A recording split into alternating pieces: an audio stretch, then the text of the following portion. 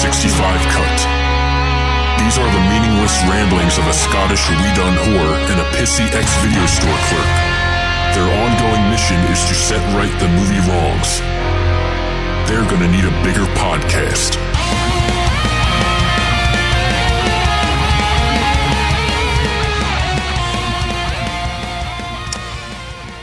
Hello, you are listening to the 365X podcast, and this isn't any old episode, this is a Christmas episode, Yay, motherfuckers! Christmas time!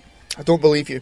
What? I don't believe you when you're doing that. Why? Show some passion when you're doing that. Dude, you came to the cave tonight, alright? You came to the cave, you walked in, we got pigs and blankets up in here, we got mince pies up in here, we got eggnog all over this bitch. How festive Christmas lights all over.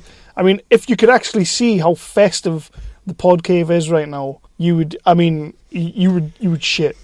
I must be in some sort of alternate reality because I don't see any of that. Unless you ate all the fucking pigs and blankets. Don't pull back the curtain. Don't pull back the curtain. We're in a Christmas episode. It's the 365 Christmas special extravaganza. You know, let's just pretend, like Hook, let's just pretend that there's food on this table. Well, don't cock tease me about pigs and blankets when there are no pigs and blankets. That's a low blow, if anything. This is episode 56 of the 365X podcast. I am your Scottish weeding whore, Chris. And I am your pissy ex-video store clerk. Yeah! Awesomes. We're getting quite good at that now. We're getting there. It does feel a bit fakey, though. No, it's fine. I always feel like I'm faking the funk, and I don't like to fake the funk, as you know. Well, Grado does say you flam it, so... Well, if Grado says it, it must be true. Exactly. So, we've got a busy episode ahead tonight. We've got an awesome Christmas show ahead. We've got a top 5 TV show Christmas specials. Yes, and right now I have 4. I can't believe you're struggling with this. You know what I'm like? I'm dead inside. Like, Christmas is nothing to me. Like, until the kids came along, Christmas was just like a Tuesday or a Wednesday. Like, I'm not a Christmas person. Yeah, but you must have, back in the day. I mean, I've not got anything past 2010, to be honest with you, on my list. But back in the day, you must have watched, Didn't really have TV in Juvie. Oh, see, right, okay, back. Or in the boarding homes, or in the orphanage. Oh, we've just turned it into a dick and shovel. Okay, so really, I am quite Christmassy in a way. Yeah, I am the pivotal Christmas English story with my sad Christmasness. So I've hired 3 ghosts for you. They're outside. They're waiting to come in. Sweet. Yep. What are their names? Bill, Bob, and Sue. Bill, Bob, and Sue. Yep. It would have been better if you said Rita, Sue, and Bob too. Remember that film? I do remember that film. It was a great film. It was shit. It's a great film. It was shit. If you haven't seen Rita, Sue, and Bob 2, go watch it. Very 80s. Very, very 80s. Very 80s. Mm-hmm. I love it.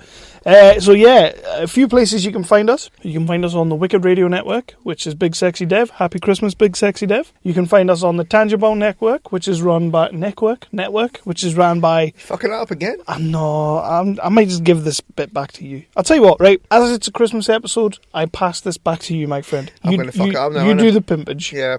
So we're on the Tangibound Network, and by the way, happy birthday, Tangibound Network. They are 3 years old? 4, yeah. 3. Tangibound the podcast is 4. The network is 3. So happy birthday, Tangibound. We are on We Be Geeks. Yay! And we are on Global...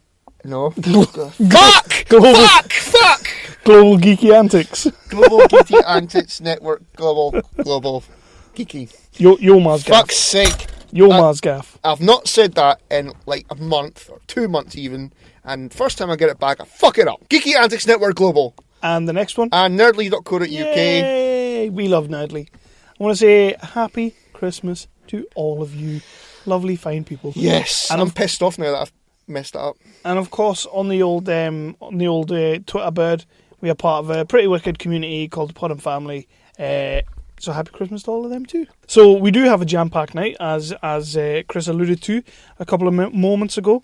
We were doing the top 5 Christmas TV specials because it's Christmas, and you wanted to do a Christmas top 5. I tried to talk you out of it by not answering your text, but you decided you were going to have one anyway, which is why I currently only have 4 on my list. And you have to have a Christmas top 5. Yeah, okay. We're also going to do our What Have You Been Watching Lately section, which I got quite a few. Because I've been... So have I. You know what it is? I've been watching movies and TV shows instead of fucking wrestling. Because I don't have to watch wrestling. I'm getting to watch things. It's fucking great. Have you still been watching it, or not really? Wrestling? No, I watched last week's Raw yesterday, and I watched about 5 minutes of SmackDown, turned that right off. Yeah, you did. Yeah, pish. And I've not watched anything else.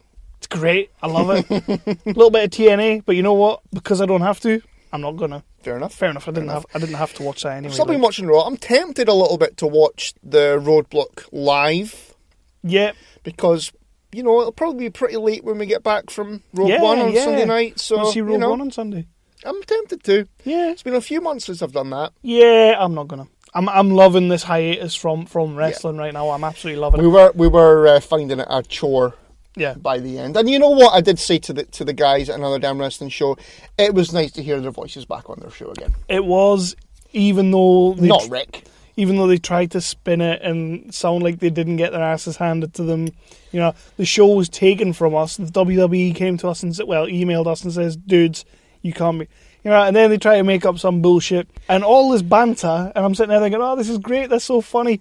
But if you're going to call your host the wrong fucking name, you've pretty much made everything you've said that whole episode null and void. As Joe said, Chris is going to have a field day with that. Oh, yeah, definitely. And also, hashtag Chris is awesome. Chris is awesome. And I heard Rick's chanting that. Rick chanted that during the intro. I heard him saying, Chris is awesome. I like to think he's been chanting that doing a lot of things. Yeah. If you know what I mean. I know exactly what you mean. Doing a lot of things. So we've also got some news coming up? Yeah, we've got some news, the traditional news section that we always do, because there's been quite a few things kicking off this last few days. So we've got some news and anything else? If we've got time. Don't spoil anything. If we've got time, I would like my rematch for my title. Yes, but it has to be Christmas trivia. Christmas trivia? Where the fuck are we going to find that? Don't know, but... And you're completely screwed then, because you're dead inside. I'll just say... Santa Claus. Be fine. I might if I've had a few drinks and I loosen up a little bit, I might let you have that. Have your title right there shot. In front of you. They're not drink themselves. Before we do crack on with the news, I want to take a quick couple of minutes. I've got a couple of podcasts that I would like to mention, and also I want everybody to go and listen to the last episode we put out. We put out another Indie Talk episode with Ian Lawson, going to be a good friend of the show. I can tell. I have been beating myself up about this episode. You have been. But it happens. It does happen. It's not. It's just, if anybody's listened to that episode, the sound is a little bit off when Ian's speaking, just because we had a new mic and someone went mental, or Raj if you're from Berwick. Someone went a bit mental with the equipment and it didn't record properly. So Kev, in all his edity goodness, did his goddamn fucking best. He sweated over it and he was sick as a bastard over it. But you did your best, and you can hear what he's saying, it's fine. Because at the end of the day, the content was fucking excellent. Exactly. We had some really good crack with him. It was a really, really interesting conversation. I had a good time speaking to him before, during, and after the recording. Because, yes, it is like an hour and a half of talking on the episode, but I'm pretty sure we maybe covered like 5 hours. Which was great. Like, the guy was so just proper brilliant. I had a really good chat with him. I need you to go and listen to that episode. Listen to all his Star Warsy goodness. Listen to his fantasy novel, The Dark Harvest. Got some good stories about Ubisoft and stuff like that as well. Yeah, he had some great stuff. Very, very interesting guy. But go and have a listen to that. That is Indie Talk. Indie Talk will be continuing. And we pretty much... I would say January, February, March, possibly April. yeah, we're going to come to that in a minute, and under whatever it comes to, because we've got a little bit of a busy time coming up. Oh again, God, it'll be fine. It's quite funny because we decided to pump the brakes in December. It was like, right, let's pump the brakes. Let's take a couple of minutes. Let's get all our eggs in a row, all our ducks in a basket, and that. Both of those sayings were totally mixed up. And let's just let's just sort it out. I didn't even realise that there until you said it. Let's just sort out what we were going to do in the future and that. And we pretty much all we've done since we pumped the brakes is sort out January, February, March. I'm looking forward to that. That'll be fine. It's going to be great. It'll be good to get back into it. It would be. Ian Lawson was put in touch to us by an awesome set of guys, the Damp Night, and it hasn't escaped my mind, and I know they'll probably be like having shit fits about this maybe, but we haven't actually pimped their new podcast on the show yet. Well, to be fair, we've not done an episode since they brought the podcast out, so... Not a proper episode, no.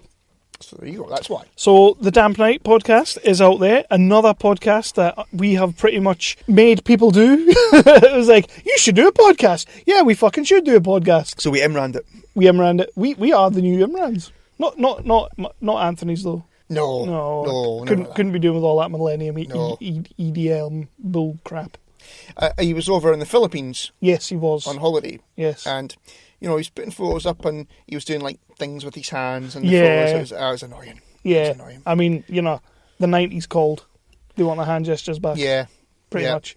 Is that all being a millennial is? It's just like what we did when we were like, I don't know, 10. I never ever did that. But now like adults The only are one I doing did it. was the Spider-Man one.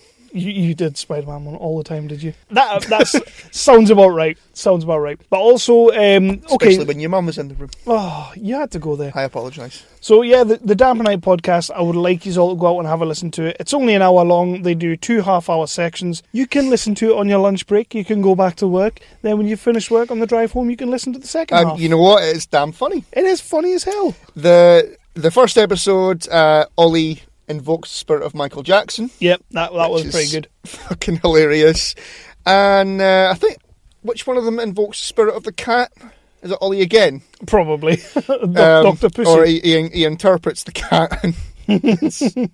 Yeah, it's great. It's funny as hell. It is. And they also did a little cheeky advert for us as well. They did. 365!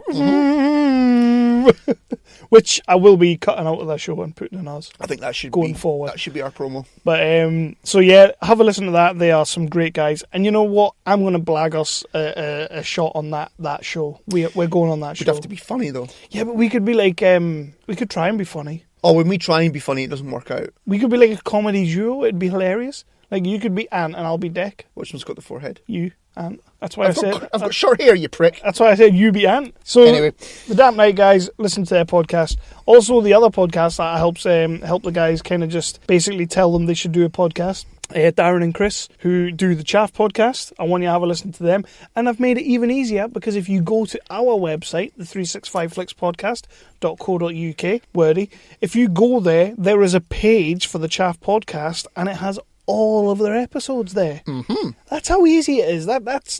I am giving back to the community. So you are. Get on there, have a listen to them. They're great. You're a gentleman. I'm a proper gent. You are. I am. You know I am. All right, I'm just saying. I too have been listening to our new podcast. Oh no! I know.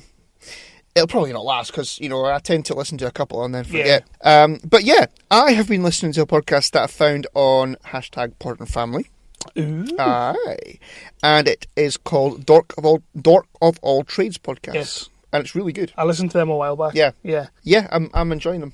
Yeah, you will. Keep at it. Keep at it. Keep at it. It takes me a while to get into a podcast, I know it does. It doesn't take me long because I just like to binge that shit. See, because I tend to have A life. No, I only really listen to podcasts when I'm walking the dog. Yes. Yeah, I tend to have podcasts that I know. Mm-hmm. Like I've got sort of some archive We Hate Movies and, Yeah, got some hobby. like not archive hobby. No, you don't archive hobby. No. It's not something. One and done. You don't really go back and listen to hobby episodes. No, one and done. They listen to you. Yeah. Yeah. Anyway, yeah, but Dork of All Trades, I'm enjoying it. I've listened to a couple of their episodes and I'm enjoying it so far. Well, so I am going to send them a cheeky little Twitter later, and I'm going to say my co-host loves your shit. At the same time, we just mentioned Hobie there. Give Hobie a listen, obviously. Graphic Novice, Jock and Nerd, Jock and Nerd. I always forget every fucking podcast I'm Snake listening and to. Comics. I don't know why I just don't pull my fucking pod list up and just go through it, because they've got hundreds. Epic Film Guys. Snake Oil Comics, Epic Film Guys, Weird Science DC Comics, Basement Condition, The Master Debaters.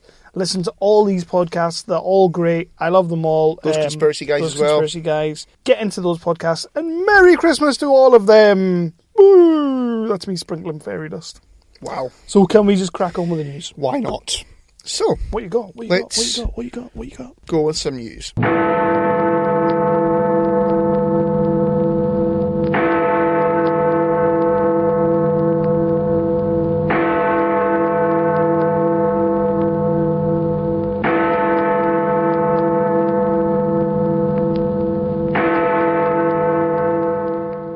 Number one, Sasha from The Walking Dead Yeah, I saw has this. been cast as the lead in Star Trek Discovery. I love this.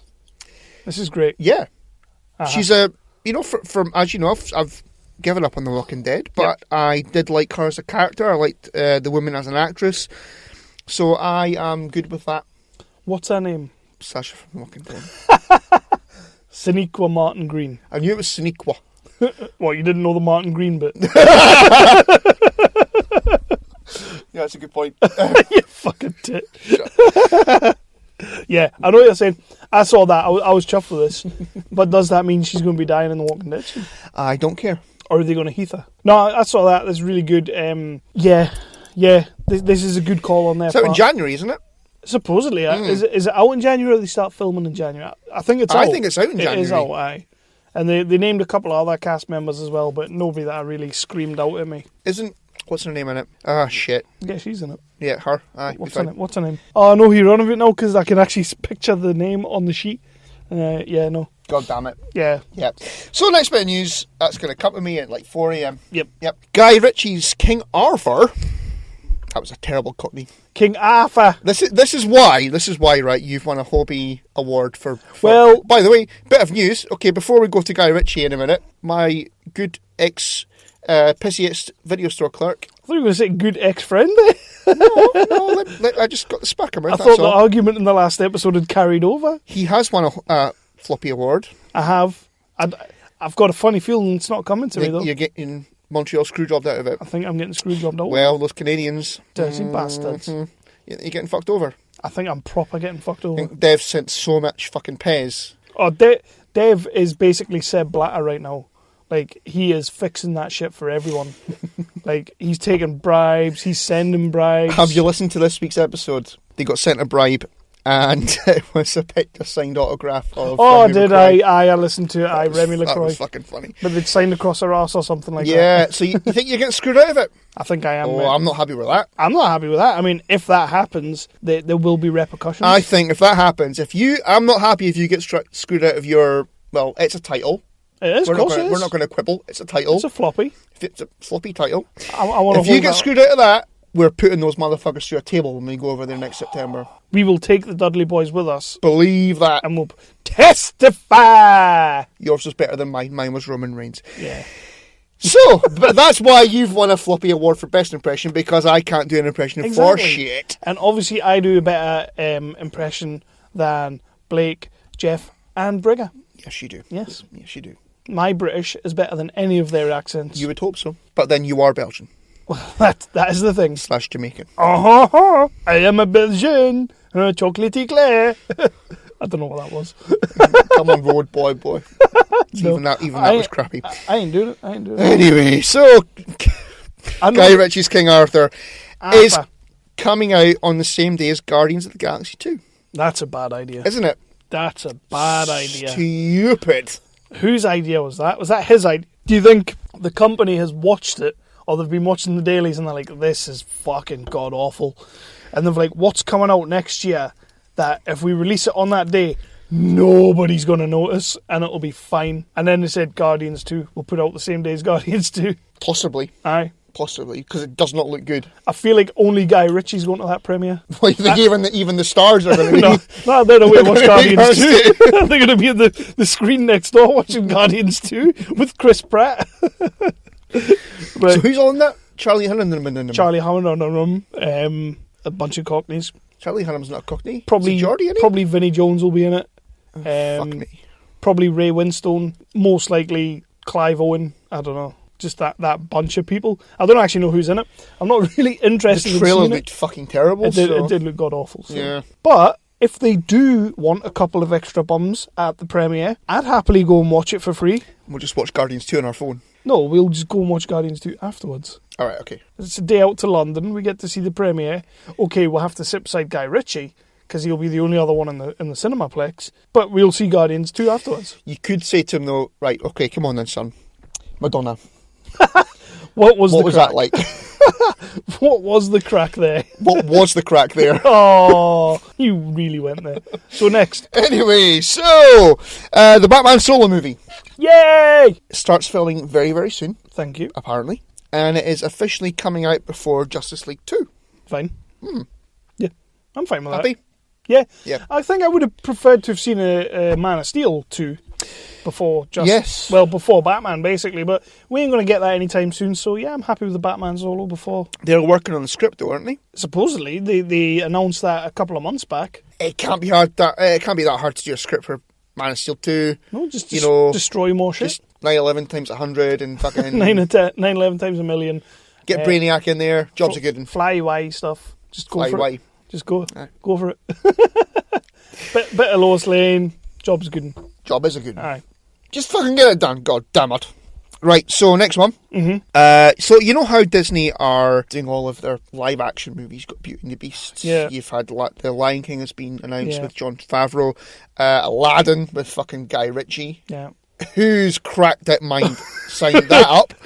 Let's just see what happens with King Arthur Allegedly. first. So now we have Cruella de Vil Yes, with Emma Stone. with Emma Stone. Aye. Yeah.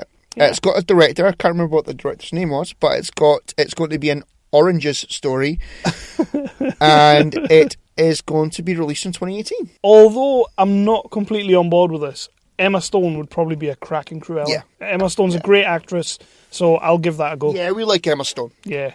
I'll give that a go. I think I would give it. You know what? I'll definitely give The Lion King a go because of the good job that Jon Favreau did on Jungle Book. Jungle Book. Aladdin with Guy Ritchie, I'm not too sure about. It's got nothing going for it. But as you say, Kev, that could very, very well be fucking blown out the water when Exactly. King Arthur. Aye. It's still crappy. Jesus It Christ. does sound like it's going to be pants. Yeah. But, you never know. Do you think King Arthur was him auditioning for The Sword and the Stone and they just gave him Aladdin instead? Possibly. Same film, really, to be fair. Let's talk Harley Quinn spin-offs. Oh, man, you've got no idea how happy I am with this shit. I mean, I'm sure you noticed. probably do have an idea, but I'm so fucking on board with this. This is like, people have been moaning. Like, I've seen a lot of things of people saying, oh, so they've got the Justice League movies, they've got like the Cyborg, they've got the Flash, they've got all that coming. Obviously, we know, like, people are saying because they've had a couple of failures, they're just going to try and throw shit at things they think will work. So now we're going to get a Gotham City Sirens movie. I am fucking jazzed at that idea. And then it's like, there's another one as well, but we'll talk about that in a minute as well. Gotham City Sirens, I'm so fucking in. I think I need to read this. What, the comic, Sirens? yeah. It's great. It is fucking great. It's cheeseball. It's pure cheeseball. Basically, it's three lesbians living together. And, as lesbians do. It's total cheese. Lesbians do. It's cheeseball. It's campy. But it's just great. It's great fun. And I cannot wait to see this. Honestly, oh man. My mind straight away was like running wild. Like, who's going to be the Catwoman? So you've got Catwoman and you've got Poison Ivy. Yeah. Now, I'm all up for that. Poison Ivy, because the only Poison Ivy we've seen on the silver screen is fucking Uma Thurman. Yeah. And never that. Not a good one. Never that. So yeah, I'm excited for this as well. I'm well in there. And it's David Ayer is going to be directing it. Oh, even better, man. Even better. This is just going to be so fucking stupid that it's great. So here's one for you. Would you be happy if Anne Hathaway Love it.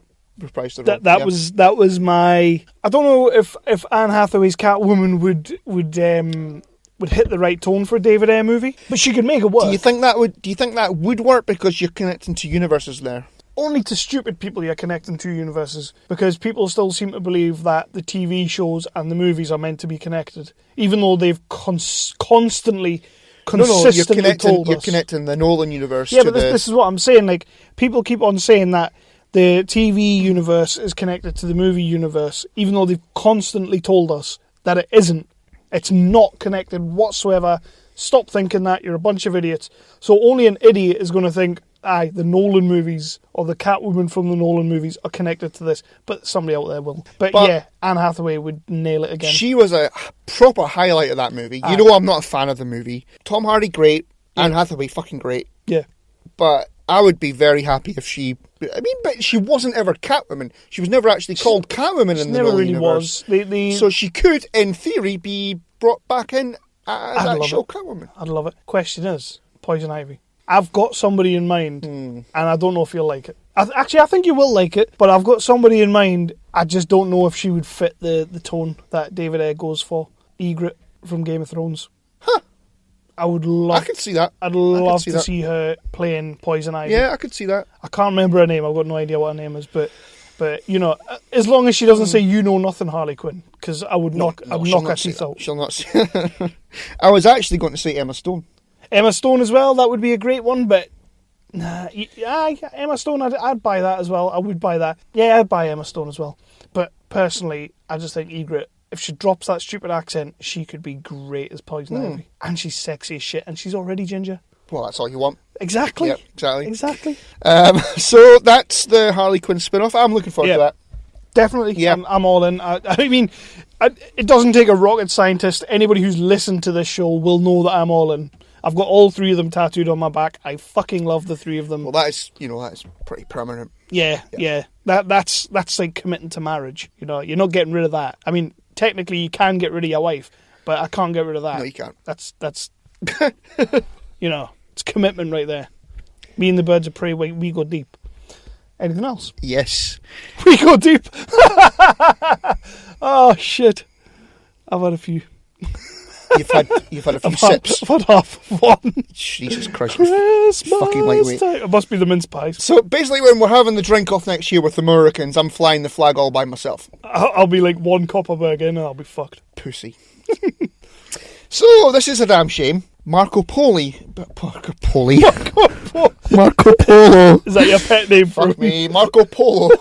Is that his Friday name? Fuck you, you got this fucking with earlier on. I know I did. Marco Polo from Netflix has been axed after 2 I seasons. saw that. That is a fucking shame. I enjoyed that You show. always go on about that. I've not watched it. I probably won't now that it's been cancelled. It is worth a watch. You like it? I thought it was great. Honestly, you know, Netflix are doing more and more original content. Another one of which I will be getting to in a minute under the what you've been watching thing. Mm-hmm. But I'm really gutted about that. Yeah, I thought you might when I saw that, and I remember that you liked that show. But do you not think this could be a sign of something that Netflix maybe never thought would happen? Apparently, it made a 200 million loss or something. 200 million loss. Yeah. Well, they said the Get Down was like a total loss. How does that work though with Netflix? I'm not really sure what the Netflix model is because I have no idea what the Netflix model is. There's no advertisements or anything. Not really, no. So it's all subscription. Everybody pays I think it's like £7 whatever that I pay a month. So everybody pays their £7 a month. Mm-hmm. So I don't really understand how they've made a 200 million loss on that. In my mind personally, I'm not a businessman. I don't know shit about that sort of environment or whatever. But in my mind, anything they make is a loss. Because, like you say, they don't do advertising. Like, how are Netflix making money apart from subscriptions? And it's not exactly expensive, and you can share it with like 12 different people. You know, my Netflix, I never use my Netflix. I go on every now and then if there's something on I want to watch. You know, like Daredevil comes out or something comes out that I feel like I am going to watch that because everybody else is. My Netflix is constantly being used because there's like 4 or 5 people that have my password and username. So it's... I don't think you're supposed to say that. Are you not supposed to say that? I don't think so. Okay. Sorry, Mr. Netflix. Bygones. It'll be fine. He's not listening. So, that is a shame, but what are you going to do? Yeah. Now, BBC and ITV are teaming up to create a Netflix... God fucking damn it! A Netflix-style streaming service. See, that was difficult to say. A Netflix-style streaming service for America. iBBC TV. No, it's called BritBox. What? Fucking BritBox! Fuck off. That was on Digital Spy before. BritBox. That's the fucking... Who came up with that? I don't know. Whoever came up with that once fucking tied to a pole and shot in the head. Dick first, then the head. Oh. Yeah. That's harsh. That's terrible. BritBox. BBC ITV? iBBC TV? No, it's crappy. That's good. It's like both of them mixed together. It's better than BritBox. It's well better than BritBox. Yeah. But to be fair, that is a good idea. I didn't really expect those two channels to team up. No. You've got BBC America, which I gather does quite well. Yeah. I don't think ITV have got an American channel. Yeah. So obviously that's why. But there is a lot of good content going out from those channels, mostly BBC to be fair. Mostly BBC. ITV just keep churning out fucking Only Ways Essex and Made in Chelsea. Oh, fuck that shit. Yeah, I know. No. But there's a couple of shows that I've been watching lately that, again, we'll talk about in a second. But, you know, we do good TV Of course we do. That's why all of our stars end up doing their TV. Exactly. Yeah, so let's talk reboots. Reboot! Yeah. Now, there's a show that I'm a big fan of. It's only been off the air for a year, and it's been rebooted by fucking Cinemax. It's Strike Back. Oh, really? Yeah. Why are they rebooting that? I don't know. They ended it well. I never watched it to the very end. It was, honestly, from, I think, season 3 onwards. I think that's where I stopped. The one where the woman who was running the team, she was like in charge of the team. Yeah. She was also in Casualty or Holby or something. She got killed in the mansion. I stopped watching after that. Plus the fact that I just watched like 2 series of a guy who shot first, asked questions later, and a guy who banged at every fucking thing on the planet. And I kept thinking to myself, this is rinse and repeat. Every episode is rinse and repeat. It was great rinse and repeat. We did. I watched it. I watched the show with Paul Byrne. Yep. And we did have sort of a running bet every week of how far into the episode it would be before the Sullivan Stapleton. Aye. How long before he would get a shag in the episode. Oh, aye. Like the opening credits hadn't even finished most of the time. We had like a weekly bet on, and every single fucking episode. Of course it was. That's all he ever did. But you know what? Those two had great chemistry together. Aye. It was like two mates fucking sniping each other like me and you do. Mm-hmm. And, but shooting guns and shit. Well, let's be honest. Blind Spot is a massive piece of hot trash. So he might just go and do the American version of that. I'm not sure about a reboot yet. Apparently it's going to focus on ISIS. Okay. ISIS. All right. ISIS. I was being funny. That wasn't funny. I apologise. It's only funny when people get it. Is. But, speaking of Mongoloid, so... ISIS. ISIS. So it's about ISIS and its origins. Or ISIS Oranges. ISIS Oranges. I'm up for that. That's a good... I would watch that. I'd watch ISIS Oranges. Yeah.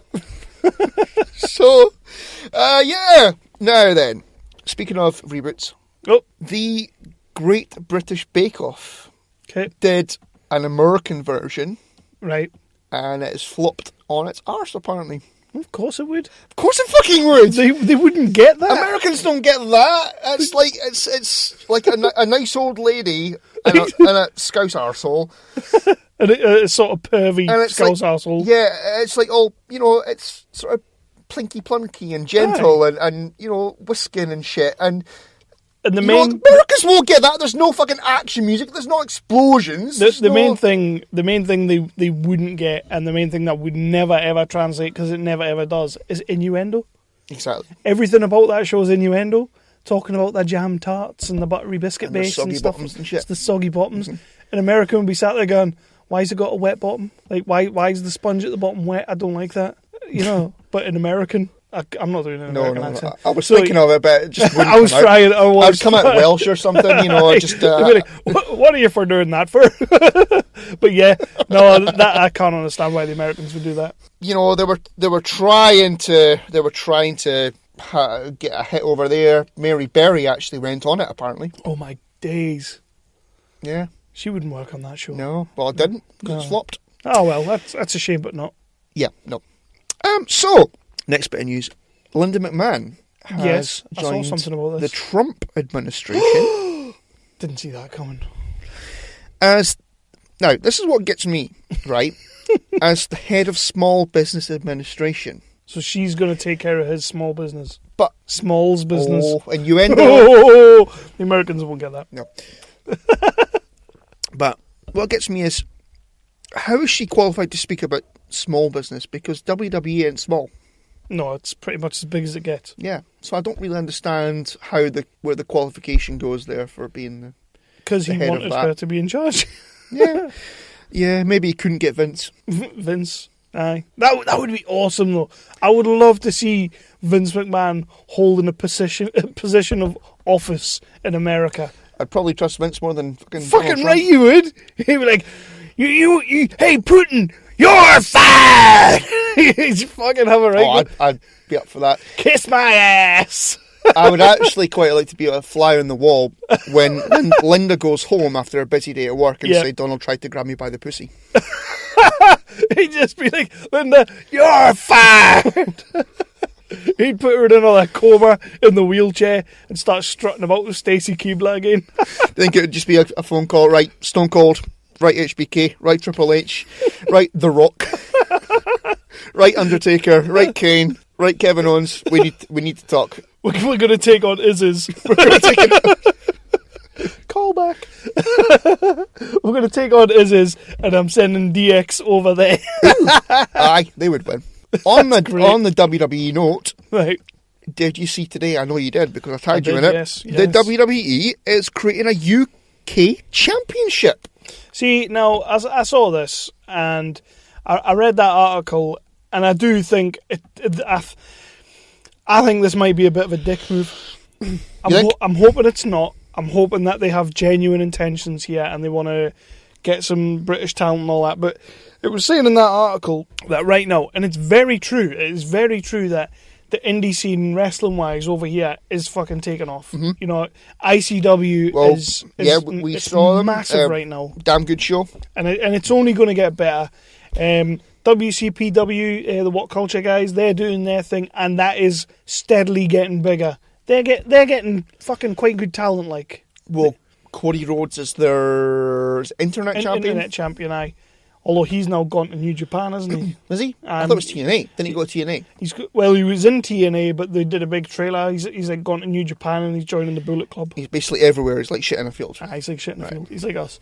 So, like, as much as I want WWE to have really good intentions come over here and pick up the talent and all that, I just think this might be a bit of a dick move. Like, try and sort of... I don't think they'll do it to ICW, because ICW apparently has really good ties. I mean, Mick Foley's their commissioner, isn't he? For the Fear and Loathing and stuff. Yep. And they always tend to get the WWE talent coming for their big shows.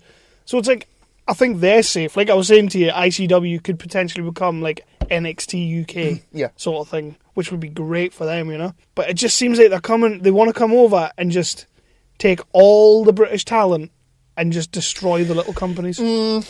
I see your point. I do. I might be completely wrong. I would hope that it wouldn't be that, because I did read a thing on one of the wrestling pages on the Facebooks saying, why didn't they just bring the European Championship back?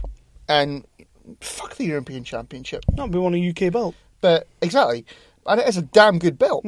But the thing about that is that there's the whole indie circuit in the UK. Yeah.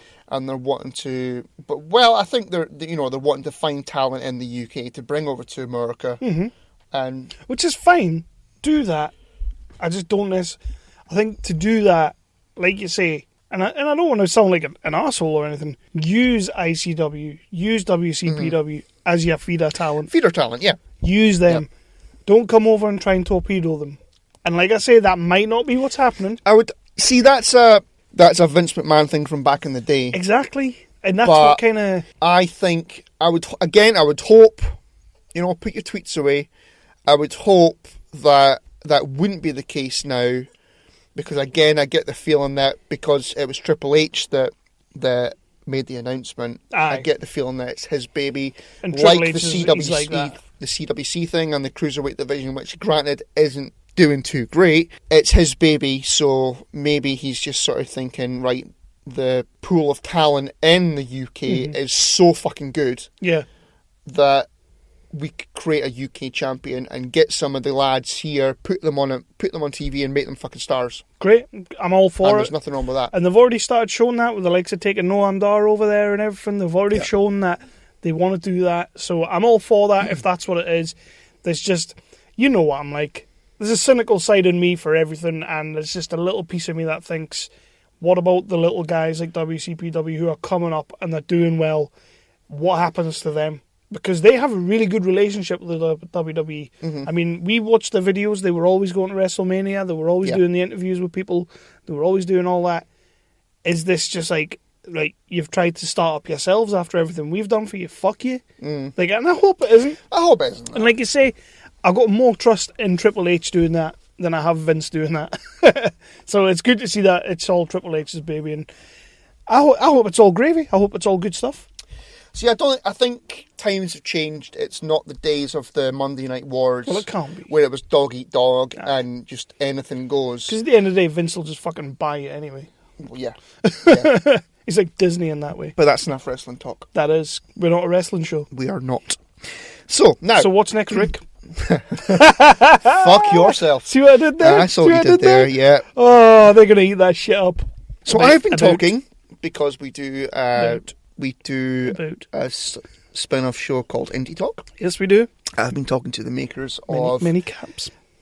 I've been talking to the makers of an independent movie Ooh. that is filming in Scotland right now. Up in Up in Scotland. the Highlands in the west of Scotland. Up in the Highlands. It's a fantasy movie. Is it the Highlander reboot? No. It's a fantasy movie. The movie is called Kingdom, Fall of Elandriel. How long have you been practicing that? It's right there. Aye, but how long have you been practicing that? It's a bit Lord of the Rings. See, I would have said Elandriel. Elandriel. It's Elandriel. Okay. Elandriel, I'll goddammit. take your word for it. You're the Scotchy. You can... Don't say Scotchy. It's offensive. You're the Scottish man. That's better. I take offence to Scotchy, sir. Haggis. Anyway, listen out for these guys. Yep. They're going to be on the show in January at some point, but you can look for them right now on Indiegogo. Oh. If That's you- like a Kickstarter thing. Yes, it is. They are looking. They've got a campaign going right now.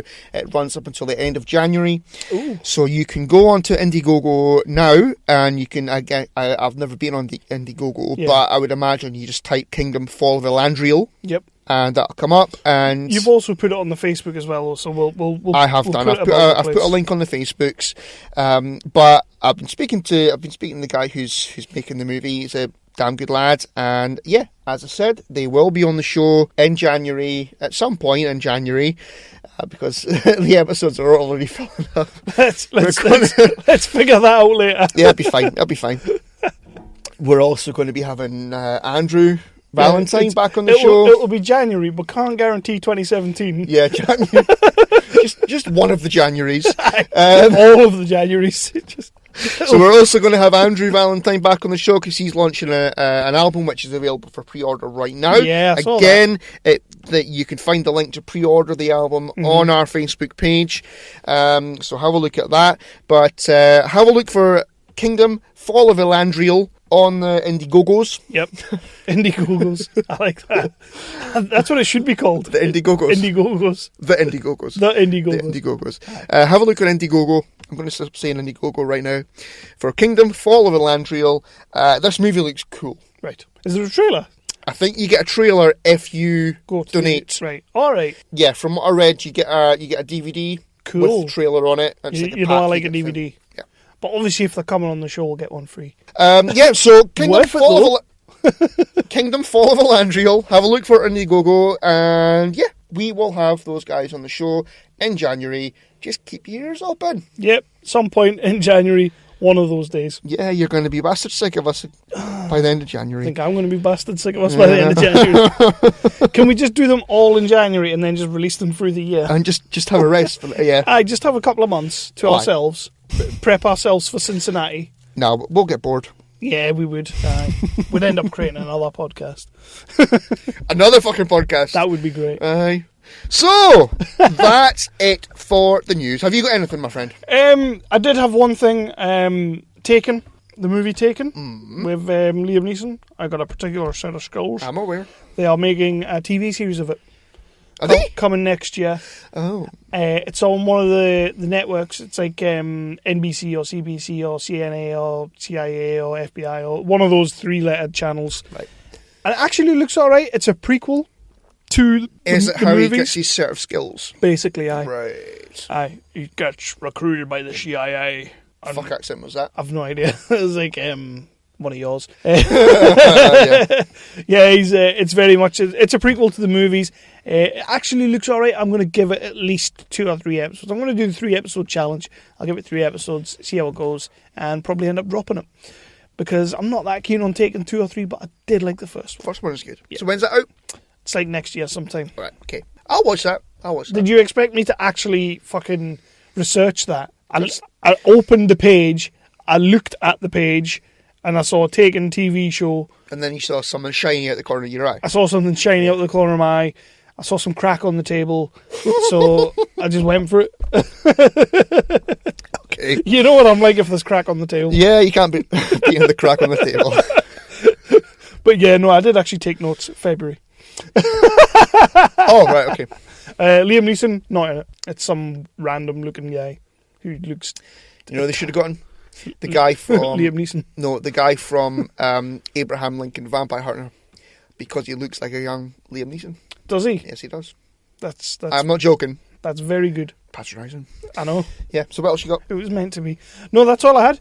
The other thing I had was the Birds of Prey stuff, because I am so fucking just... Oh, yeah. The Birds of Prey, the Suicide Squad, the girls. Oh! And how could you forget? Deadshot getting a spin-off, apparently. Huh. In the works. Deadshot spin-off with Will Smith. Okay. And he's going to sing the theme tune, write the theme tune. It's going to be like... Well, Deadshot. It's going to be... Deadshot. I like yours better, actually. Wild Deadshot. I like that. It'll just be Wild Wild West, but instead of saying West, Deadshot. I like that. That's great. Well, it goes Wild Wild West, Desperado. Wild Wild West, Deadshot. Deadshot. Don't want nada. None of the 6 gun. Oh, fuck. Right. Anyway, moving on. We're going to talk about what we've been watching. Yeah, we're going to move into what have we been watching. But first of all, I'm going to play a cheeky little promo for a cheeky little podcast that I cheekily love. Jeff. And I'm Blake from the History of Bad Ideas. And we'll get back to your regularly scheduled program here in just a second, geek listeners. But we do a weekly podcast called The History of Bad Ideas. Yeah, where we'll discuss things like television or movies or music or games or any other thing that falls into our geek-related podcast knowledge. You can find us on Geek Life Radio, Fridays, 10 a.m. Eastern, 9 a.m. Central. Or Radio-Blitz, Saturday, 9 a.m. Eastern, 8 a.m. Central. Or you can listen to us whenever the hell you want on iTunes and Stitcher. Check us out. Roger says goodbye. Goodbye. What have you been watching, Chris? That is the section of the show that we are now on. What have you been watching? Well, I just spoke like a bastard with the news, so you speak. Right. Speak! I took notes. Because on the last episode, when we talked to our indie friend Ian Lawson, you told me that you would watch a movie if I watched a movie. I'm guessing you didn't watch the movie. Oh shit, I forgot. I did watch your movie though. Did you? I watched The Return of the Caped Crusaders. Oh, sweet. And fuck me. Oh my days. Oh my god. It was alright. It wasn't amazing, but it was good. It was good to hear the guys doing the voices again. Julie Newmar. Oh man. That voice. that voice is like having ice cream eaten out of my asshole. Again with the ice cream. Always with the ice cream. I love the ice cream. But yeah, I thoroughly enjoyed it. It was a good little laugh. I loved the gang, the bad guys all together again. The Riddler, the Joker. I loved all that.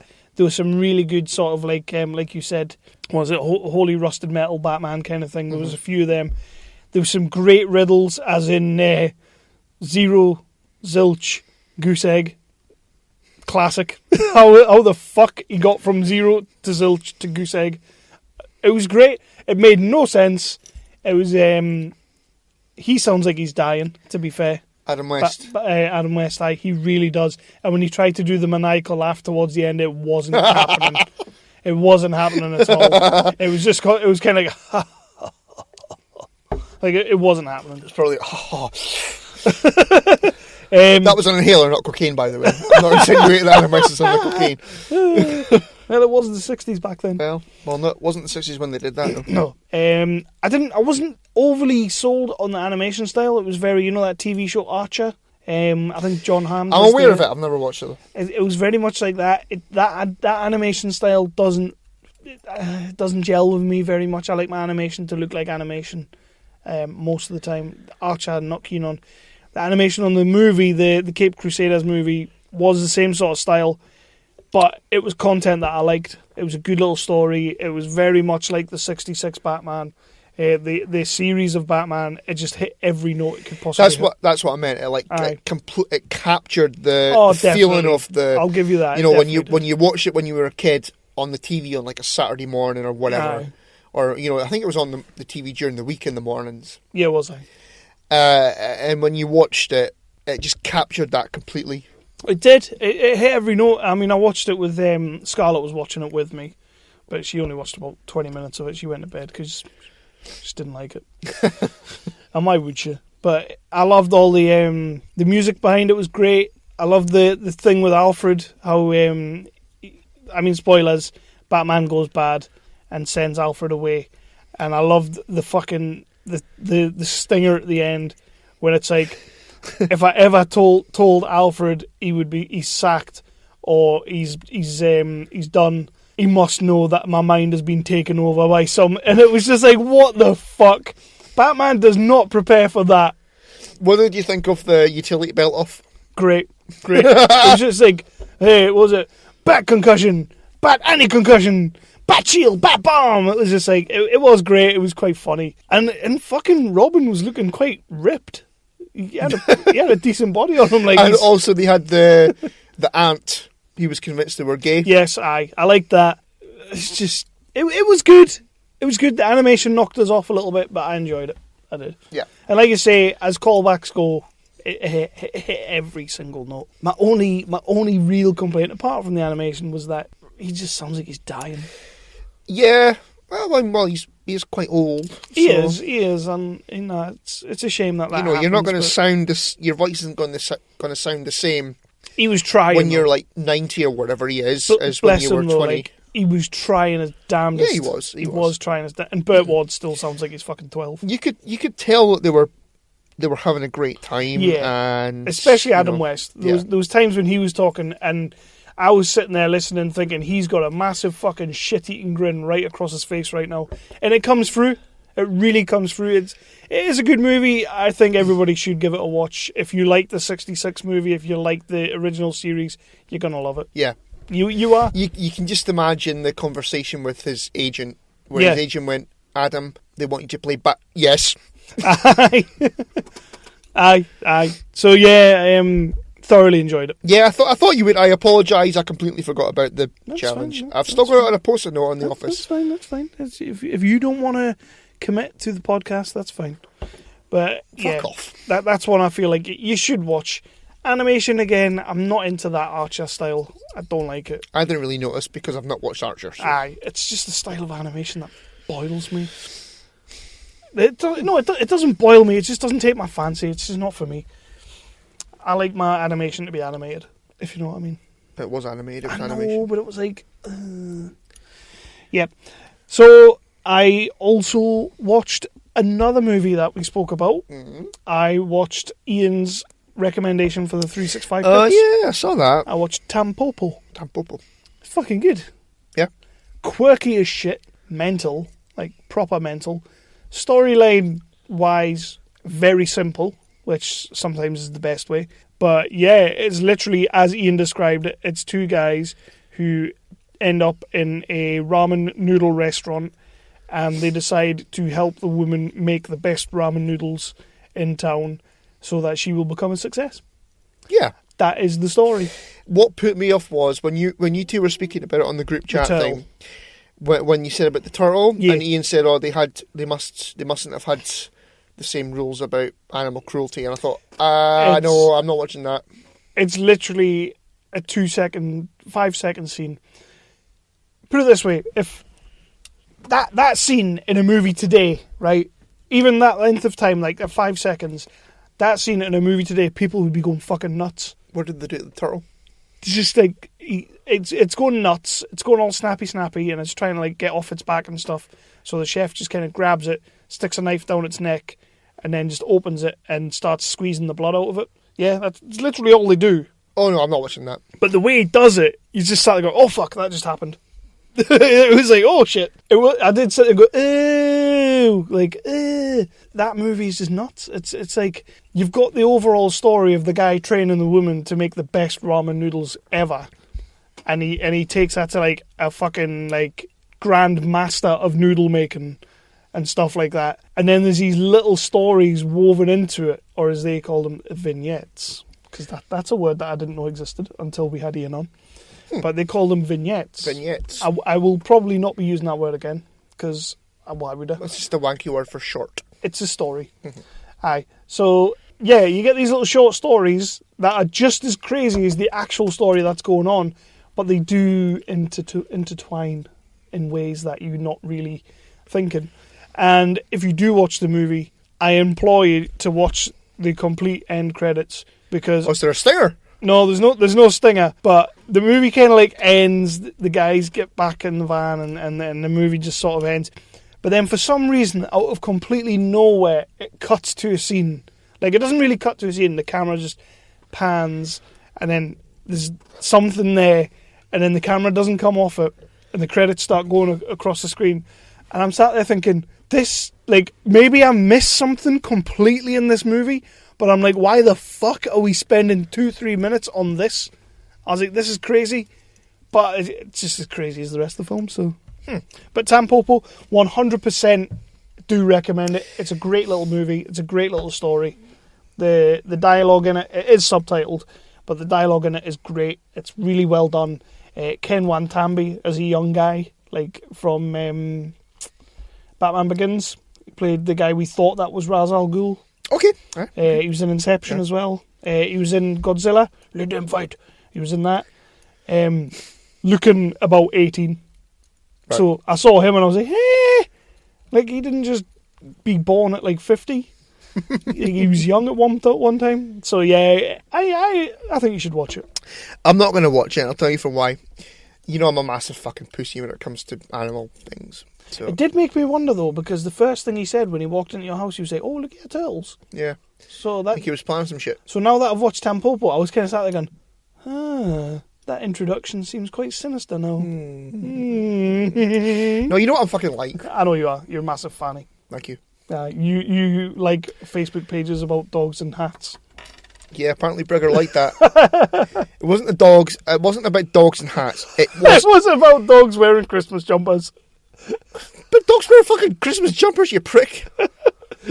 Have you got a Christmas jumper for your dog? No, I haven't got a Christmas jumper. Fucking I have not. You have. No, I haven't.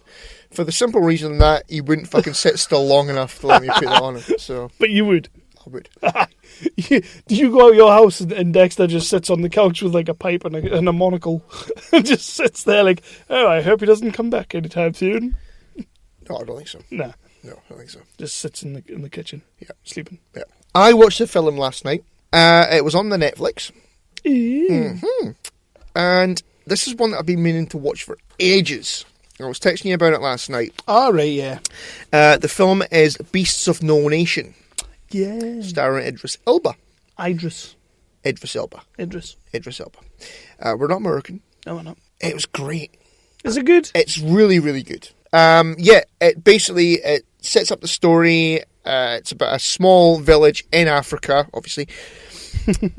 And it's about a young boy who's, he's loving his life. They're in like a sort of demilitarized zone sort of thing. Mm-hmm. The gangs or whatever you call them in Africa they've been sort of forced out, so they're living peacefully. They're okay. Yeah.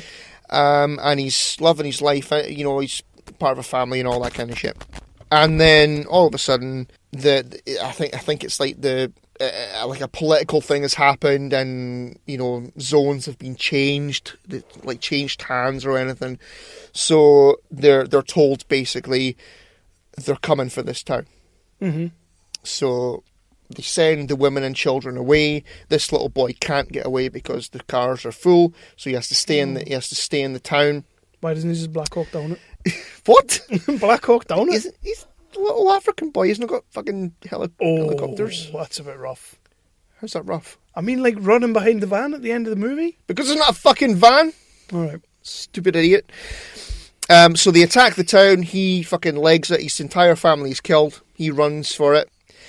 And then he's taken under the wing by Idris Elba, mm-hmm. who is basically a warlord. Yeah. And so he's turned from a little innocent boy who's loving his life into a fucking killing machine. Good man. And it's really good. It's hard to watch in places. There's a scene where there's a little girl being beaten to fuck. I thought it was going to go rapey. It didn't. Thank God. I know. Aye. Wasn't nice. It's damn good. Idris Elba apparently got a BAFTA and an Emmy nomination for it. I remember him being nominated for it. I do remember him being nominated for it. Fucking good. I recommend it. Yeah, I always wanted to when it came out, but for some reason I just never watched it. So, you know what, pal? It took me ages to watch it because I kind of thought, this is going to be hard going, and it is hard going. Yeah. You have to be in the fettle for a bit of shouting because God damn it, Idris Elba is a fucking talented man. So you have to be in the mood for a bit of shouting. He can so shout. He can shout. He can. Yeah. He was doing an African accent, and I did kind of catch the Cockney a couple of times. Turned into loofah. He turned into loofah. Loofah. That was all right. Aye. You just say a loofah, don't you? You minge. You just say a loofah. Yeah, loofah. Loofah.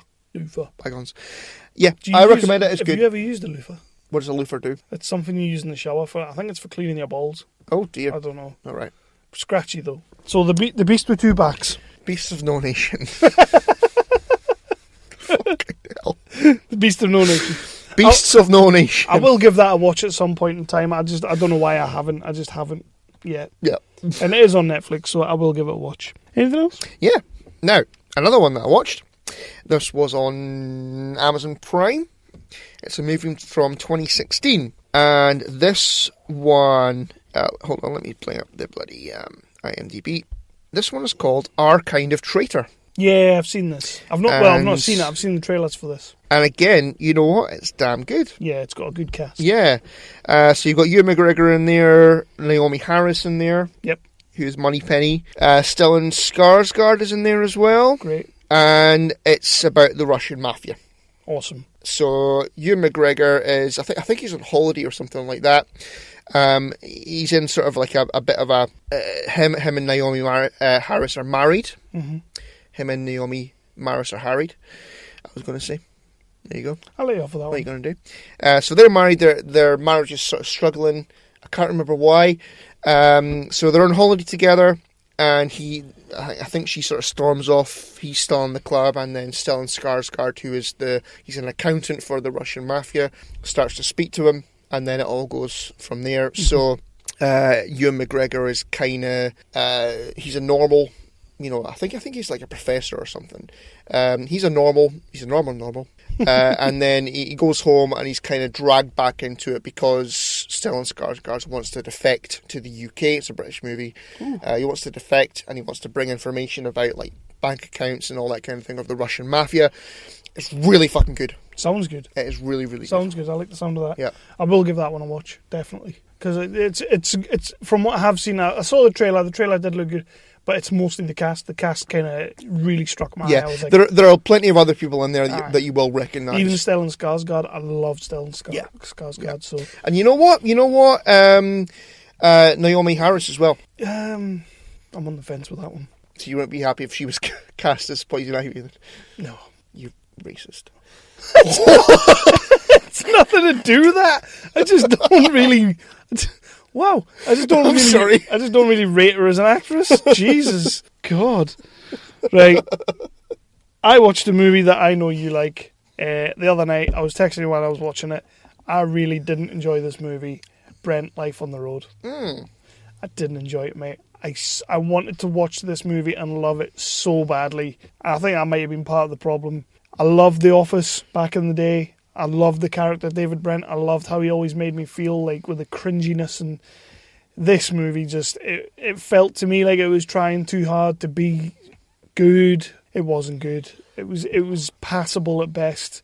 It's maybe just too late for me. I did agree with you there when you said that maybe it should have been released, just a couple of years after The Office. Yeah. But I mean, it's been a good long while since The Office finished, isn't it? Oh, God. What, at least 10 years or something? At least 10 years, at least. So I do agree with you there, Kev. I mean, it should have been... He should have done it a long time ago. Did he always do that thing? When he's talking and he does the... like the nervous laugh. Did he always do that every 2 minutes? No. Because he used to do it, but he didn't do it as often as he did in this movie. Not as often, no. And in this movie, I'm sitting there going, fucking stop it. I get it. It's an awkward situation. Mm-hmm. You're not kind of getting your way. You want to get your way. I get it. Stop it. Just fucking stop it. I can see the scene and I can watch it for myself, and I know Brent and I know how Brent feels and I know how he's supposed to be making us feel. I get it. Stop doing it. And then today, as I was coming home, he was on Radio 1 in the live lounge as Foregone Conclusion. Right. So you had Gervais and the bassist and the drummer. They were on the live lounge today, and he was doing Brent. He was being Brent. They were being Foregone Conclusion, which I'm sitting there thinking, that's quite funny. I was like, I'll give this a listen. And the first thing he did was, hey guys, I told you if you stick with me, we'd be on Greg James. Then he goes, not literally. The only time I can remember him doing that in the actual series was, what was the series where he was offered the job? He was offered the regional manager job, and he didn't get it because was it the first series? He didn't get it because like he had high blood pressure or something, and so he's told them all that they're all losing their job and getting moved to wherever. And the guy calls him Croydon or something. Where is it? Swindon. That's the one. Sorry. And so he goes on the plus side. I have been promoted, and then later on, he's been offered the job, and then later on you find out that he's had tests and stuff. But he does. They're having their Christmas party, and he like gets the mic and he goes, so as you know, I've been promoted, and I can tell you now. I told them. Shove their job at their arse. Aye. Remember? Yeah, I remember. So that's the only time I can remember it in the actual show. He does it all the time in the movie, though. Yeah. All the time. Almost as if he's kind of forgotten the character. I don't know. Like, it felt like... I wouldn't say he's forgotten the character. Because I think that, that the whole, he's trying so hard to be a pop star. This is his dream because, he's wanting to go on tour with, with his band and all that. And he's got it in his head that it's going to be a fucking flying success. Yeah. And that's him. Which is total Brent. His career is launched because he thinks he's better than he actually is. That's Brent. That's very, Brent, very Brent. Brent through and through. And, he's cashed in all his pensions and all that to fund the tour.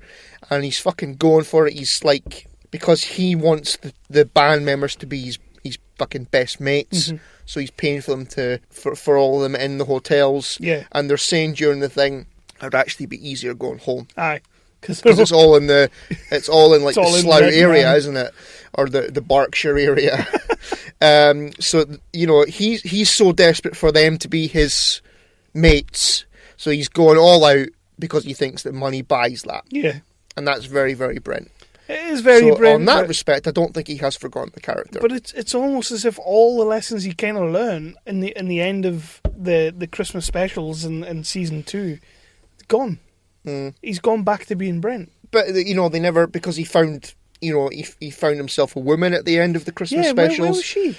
That was never addressed. But then we've not seen the character since then. Really, we haven't. He's been on different, like comic reliefs or whatever. But this is the first time we've properly seen the character since then. So. I think that's just, I wanted it to be better than it was. Yeah. See, I thoroughly enjoyed it. Really? Even the songs? You didn't like the songs? The songs weren't that great. Like, even that one episode when they were doing the training, like, the training in Wernham Hog. That one episode when they got the guitar out and he started singing the serpent to whatever.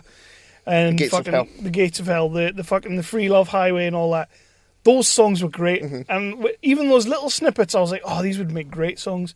But then when you got like sort of a full song, the one about the disabled, I just sat there and I was like, what the fuck? I can't believe you didn't enjoy that. I couldn't even find that funny, and because that's on a drunken night. That's the kind of shit that we come out with. I know, especially you. I know, but I wasn't. I wasn't laughing at it. I wasn't feeling uncomfortable by it.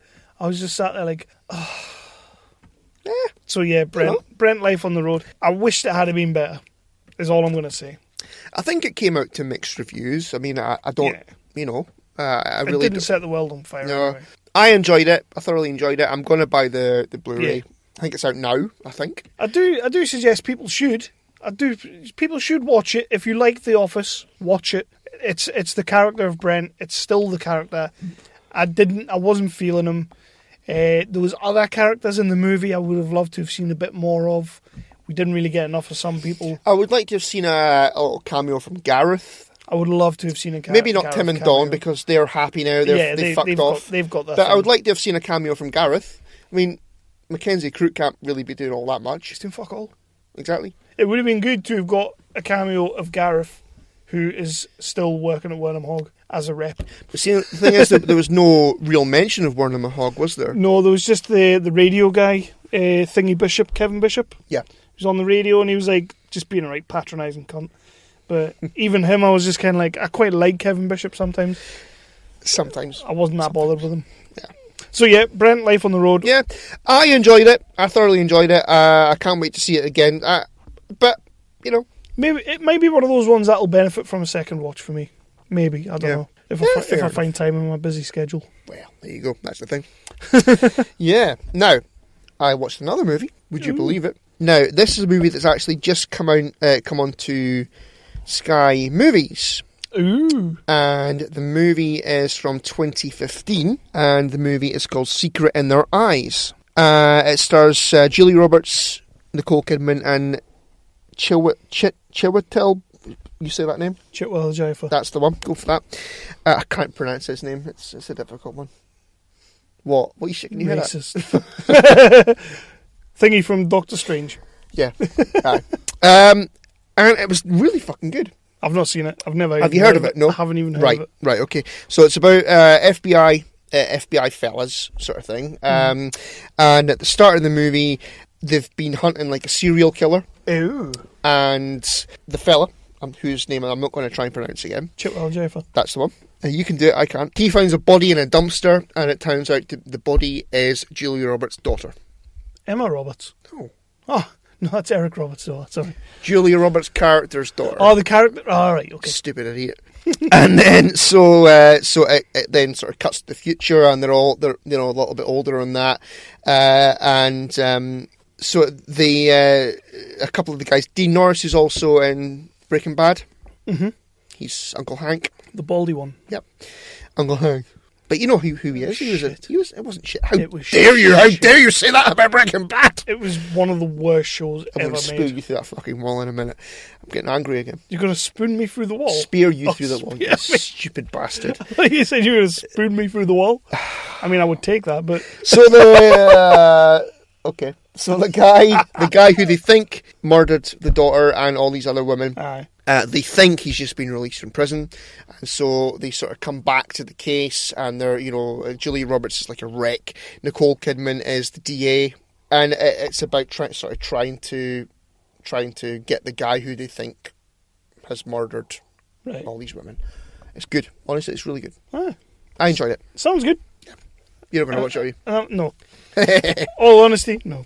Of the movies that I mentioned there, I would recommend Our Kind of Traitor or Beast of No Nation first. Yeah. I want to move away from movies for a second, because I've been playing a game that I really want to talk about. Have you? I have.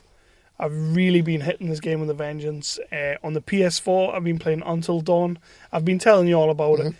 I just want people to go and play this game.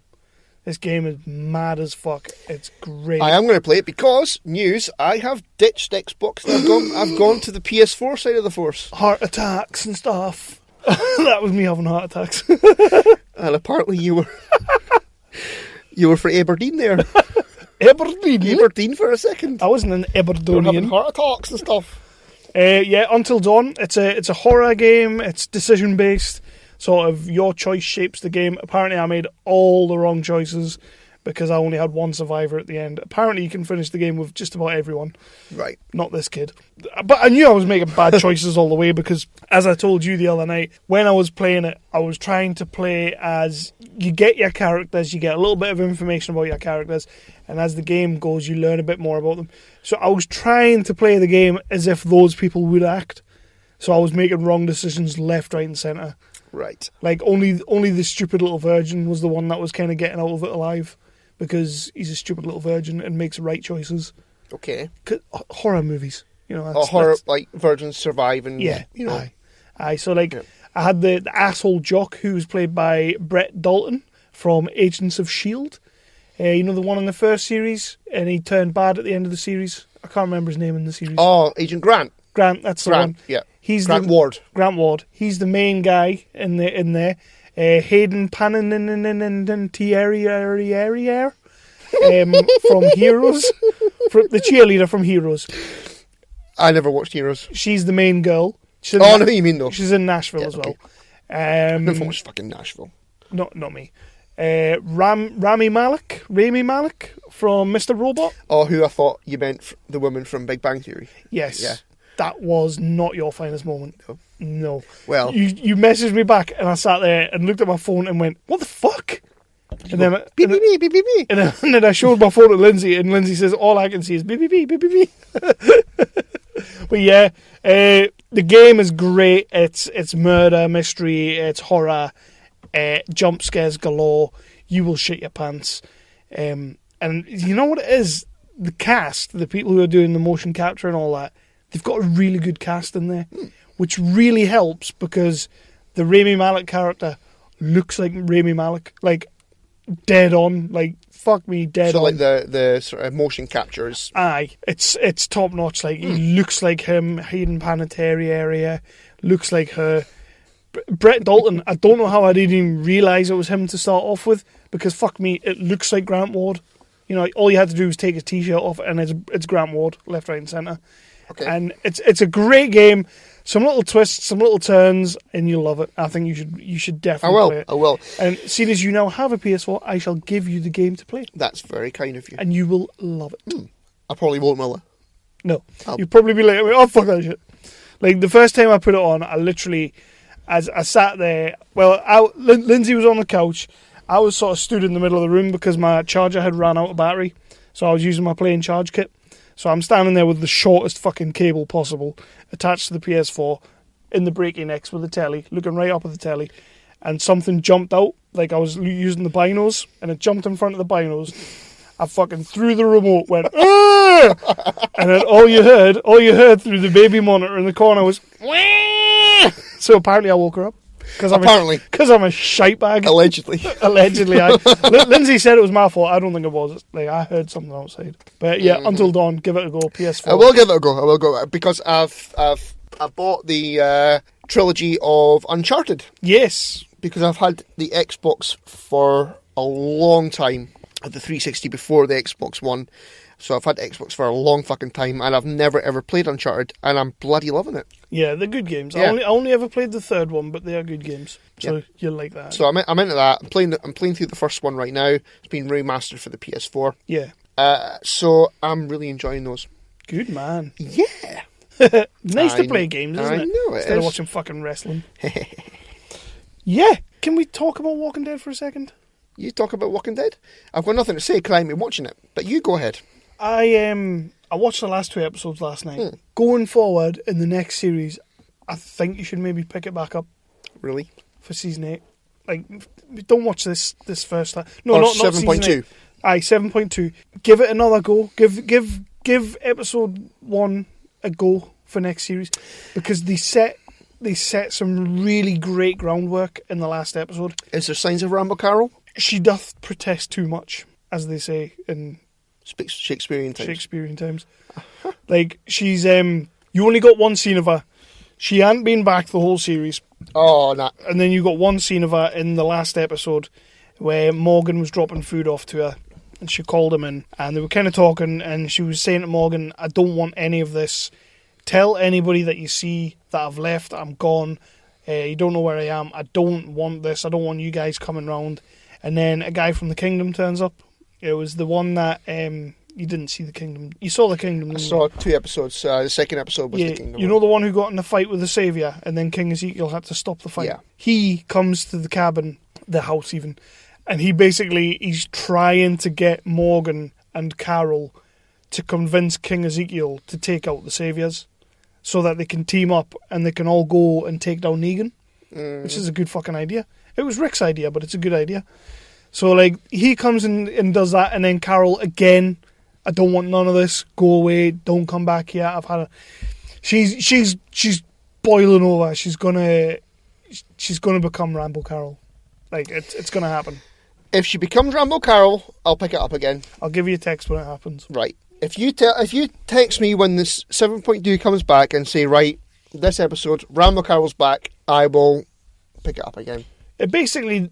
Spoilers for the next 2 minutes if you haven't seen Walking Dead. The series ended with Rick coming to his senses. Rick's been... Has he been a mopey fuck, is he? Or- Not really, because you haven't really seen him. Right. You've rarely seen Rick, to be honest. But when you have seen him, he's been a bit mopey. But as I keep saying to people, he's always had that look about him that he was always giving Negan the stink eye. Like, he always looked like any minute he's just going to turn around and kick fuck out of him, which was annoying me because I wanted them to fully break Rick, just snap him so that he's no longer Rick Grimes. And then when he does come to, it's a bit more effective. Mm-hmm. They used other characters to make that more effective. Like, Daryl coming back was like, Daryl's coming back. But it just didn't really make anything of that. Because Negan comes to Alexandria, kills Spencer, kills Fat Olivia. Which one's Spencer? Was that Ross Marquand's boyfriend? No, Austin Nichols. Is it Fake Jamie's son? Yes, Fake Jamie's son. Well, he comes up... Fake Jamie's son. He comes up with the bright idea that Negan can't control Rick because Rick is uncontrollable. So he basically goes to Negan with an idea. If Negan kills Rick and installs Spencer as the leader of the compound of Alexandria, he will make sure everything goes the way Negan wants it to. And Negan basically sees that as a scumbag move. So as badass as Negan is, he's got a set of ethics about him. Mm-hmm. He's got a set of morals. So he's like, why the fuck would I do your dirty work? He was like, if you want Rick dead, you kill Rick. And then he cut him open anyway. So it was quite good, actually, because he's gone, I don't think you got any guts, kid. He's still doing the, when he rocks back, he's like, holy shit. He's still doing that. He's like, I don't think you've got any guts. And then he, like, slits his belly open. And then his intestines fall down on the floor. And he's like, I could not have been more wrong. There's your guts right there. Chandler Riggs took the bandage off. Second last episode. He stowed away in a van to the compound where the Saviors live, the sanctuary. And he killed a couple of Negan's guys. Like, fully machine gunned the fuck out of them, which was great. Negan took a shine to him, obviously, because that's like ballsy thing and that. And then he got him to take his bandage off. And you saw his eye socket and everything. That was some great fucking makeup. I was sat there like, oh shit, they've done a good job there. But then he refused to let him put the bandage back on. He was like, you're going to walk around with that? Because he's like, you look badass. With your eye socket hanging out. Aye. He's like, fucking nobody's going to fuck with you. You are badass. Because as soon as somebody looks at you, you're going to go... But he's... the last two episodes, they weren't amazing, but I liked the way they set up the second half of the series. I did like that. Although I still think it's a bit early for Rick to be just switching back to Rick. I kind of thought they were going to destroy him. I've not been watching it, but that does seem a little bit too soon. It really is, because you've had this series, the first half of this series, you had that amazing premiere. I love the premiere. And we said for a good 7 to 8 months, they're not going to win us back. They will not win us back. There's nothing they can do.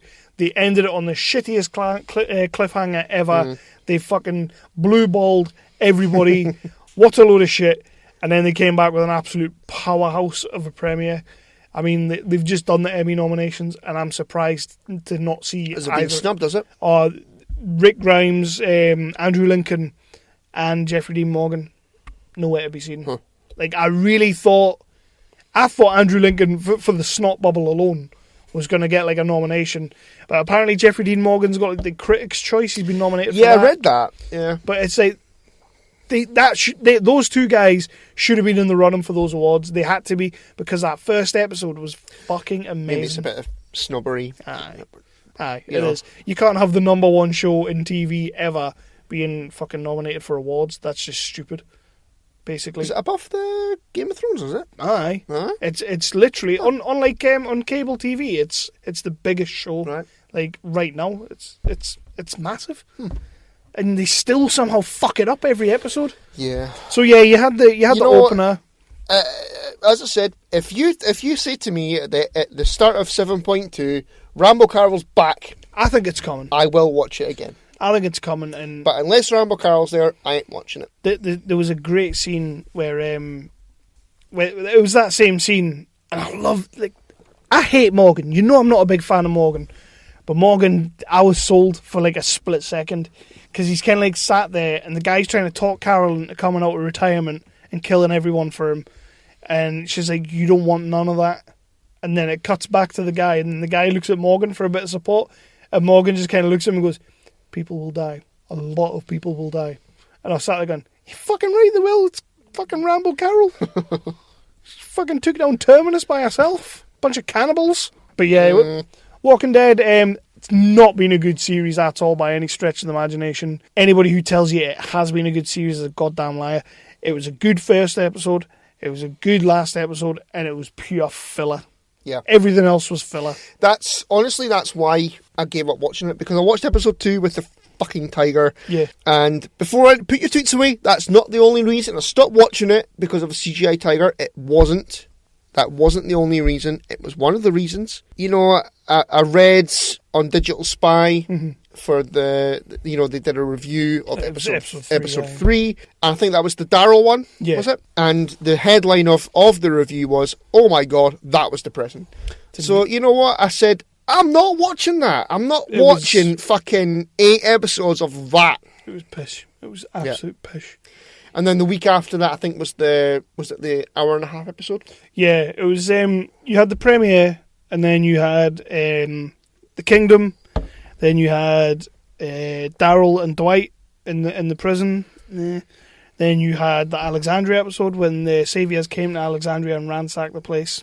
Way too much Negan for my tastes. And then it went to... It was Heath, wasn't it? Was it the Heath episode after that? No, you had... you had the lesbian episode, the Heath and Fist Bump, and the Fist Bump ended up in like a compound of lesbians, which, you know, you would have thought she'd like, but apparently she didn't, so she left. And then she did.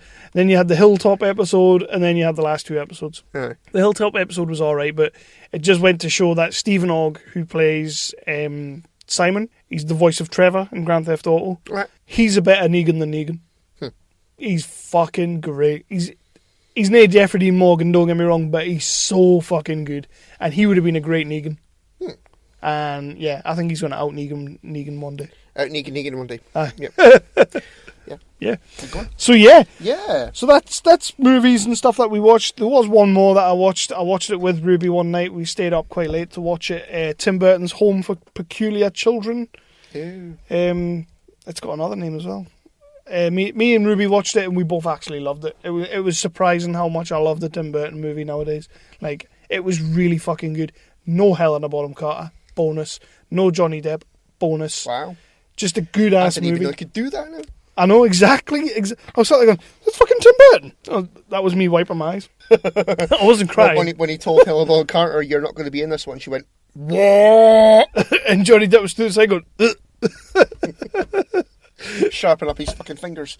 Ooh, scissor fingers. Yeah. I like that reference. I have got others. So what is the movie you want to talk about? No movie. Motherfucker. It's a TV show. A TV show? On the TV. You've been watching TV shows as well as watching movies and playing games? Yeah. I love not watching wrestling. I know. Yeah, so it's a new show. It's a new show that's it's just gone on to Netflix. It is a weird-ass show. I texted you the other night saying I've been watching a show that's been written by Max Landis. Yes, you did. Yes. He didn't reply. I know. Ignorant. Not really. So the TV show is Dirk Gently's Holistic Detective Agency. Yeah. Aye. And it's fucking great. Max Landis is a fantastic writer. You can tell it's Max Landis. Can you? Yes, you can. Does it just smell of him? Yep. It's Elijah Wood is in it. You know I like me a bit of Elijah Wood. Richard Schiff is in it. All right. There are other... the guy who plays Dirk Gently, I know him from somewhere, but I've not been asked to IMDb him. So, yeah, it's... Dirk Gently is... He's a bit of a goofy prick, and it's all about stuff is meant to happen. Mm-hmm. So he is sort of sent by fate to investigate whatever he's meant to investigate, type thing. But there's also the other side of the coin where there's a woman in there who's a holistic assassin. Right. Okay. So she's going about saying that guy needs to die, and it kind of it tells you why the person needs to die. Mm-hmm. Like there's one guy in one of the episodes who she sort of thingies it so that he gets run over. Right. She kind of goes to him, "Oh, you prick, come here," kind of thing. And he crosses the road, Mm-hmm. and he gets run over. And then a few scenes later, it's like this guy's died, and they've searched his house, and he's like a rapist or whatever. Ew. So it's people who are meant to die. Yeah. But she's looking to kill Dirk Gently, Right. but you don't know why yet. Okay. So Dirk Gently is a detective, so they're investigating a case, and it's all about humans who are putting their souls into animals and stuff. It's weird and trippy as fuck, but it's really good. I promise you. I promise you, it's really, really good. You kind of sold me on Max Landis. Yeah. So. And you did As I say, you can tell it's Max Landis. You did the other night as Yeah. well. It's weird, but it's funny. It's fucking violent. Aye. It's a good story. I think I'm almost to the end of it. Right. I was watching it before I came up here tonight. I really do recommend it. And Elijah Wood is good in it as well, because he always is. I'll give that a go. Yeah. I'll definitely give that a go. I love a bit of Max Landis. The movie Mr. Right, did you ever watch that? Mr. Right. It's not everyone's cup of tea, but it's Sam Rockwell. You know I love Sam Rockwell. And he's like a hitman, and he's an amazing hitman, but he meets Anna Kendrick, and he kind of instantly falls in love with Anna Kendrick, and that's totally against his grain sort of thing. And he starts she doesn't believe that he's a hitman, so he shows her that he's a hitman, and she still doesn't really believe him. But then slowly he starts unlocking the hit girl inside her, so she ends up becoming quite talented as well. And it's a great little movie. It's a nice little romantic movie. It kind of is a rom-com in a way, but because it's Max Landis, as you say, it's trippy as fuck. It's violent. It's got a lot of good action in it. And it's got Sam Rockwell just dancing all over the place. Well, I fucking can't go wrong. love Sam Rockwell. You remember, was it Iron Man 2? He was in Iron Man 2. Yeah. When he's coming on the stage and he just like that weird fucking thing with his feet. Aye. He's cool as fuck. I think there's a video on YouTube, much like the Tom Cruise one, how he's just running through all of his movies in his career. There's a video on YouTube, and Sam Rockwell dances in every movie he's ever made. Right. he has a scene that he just dances in every movie. Did you ever see Matchstick Men with Nicolas Cage and Sam Rockwell, where they played a couple of con men? No.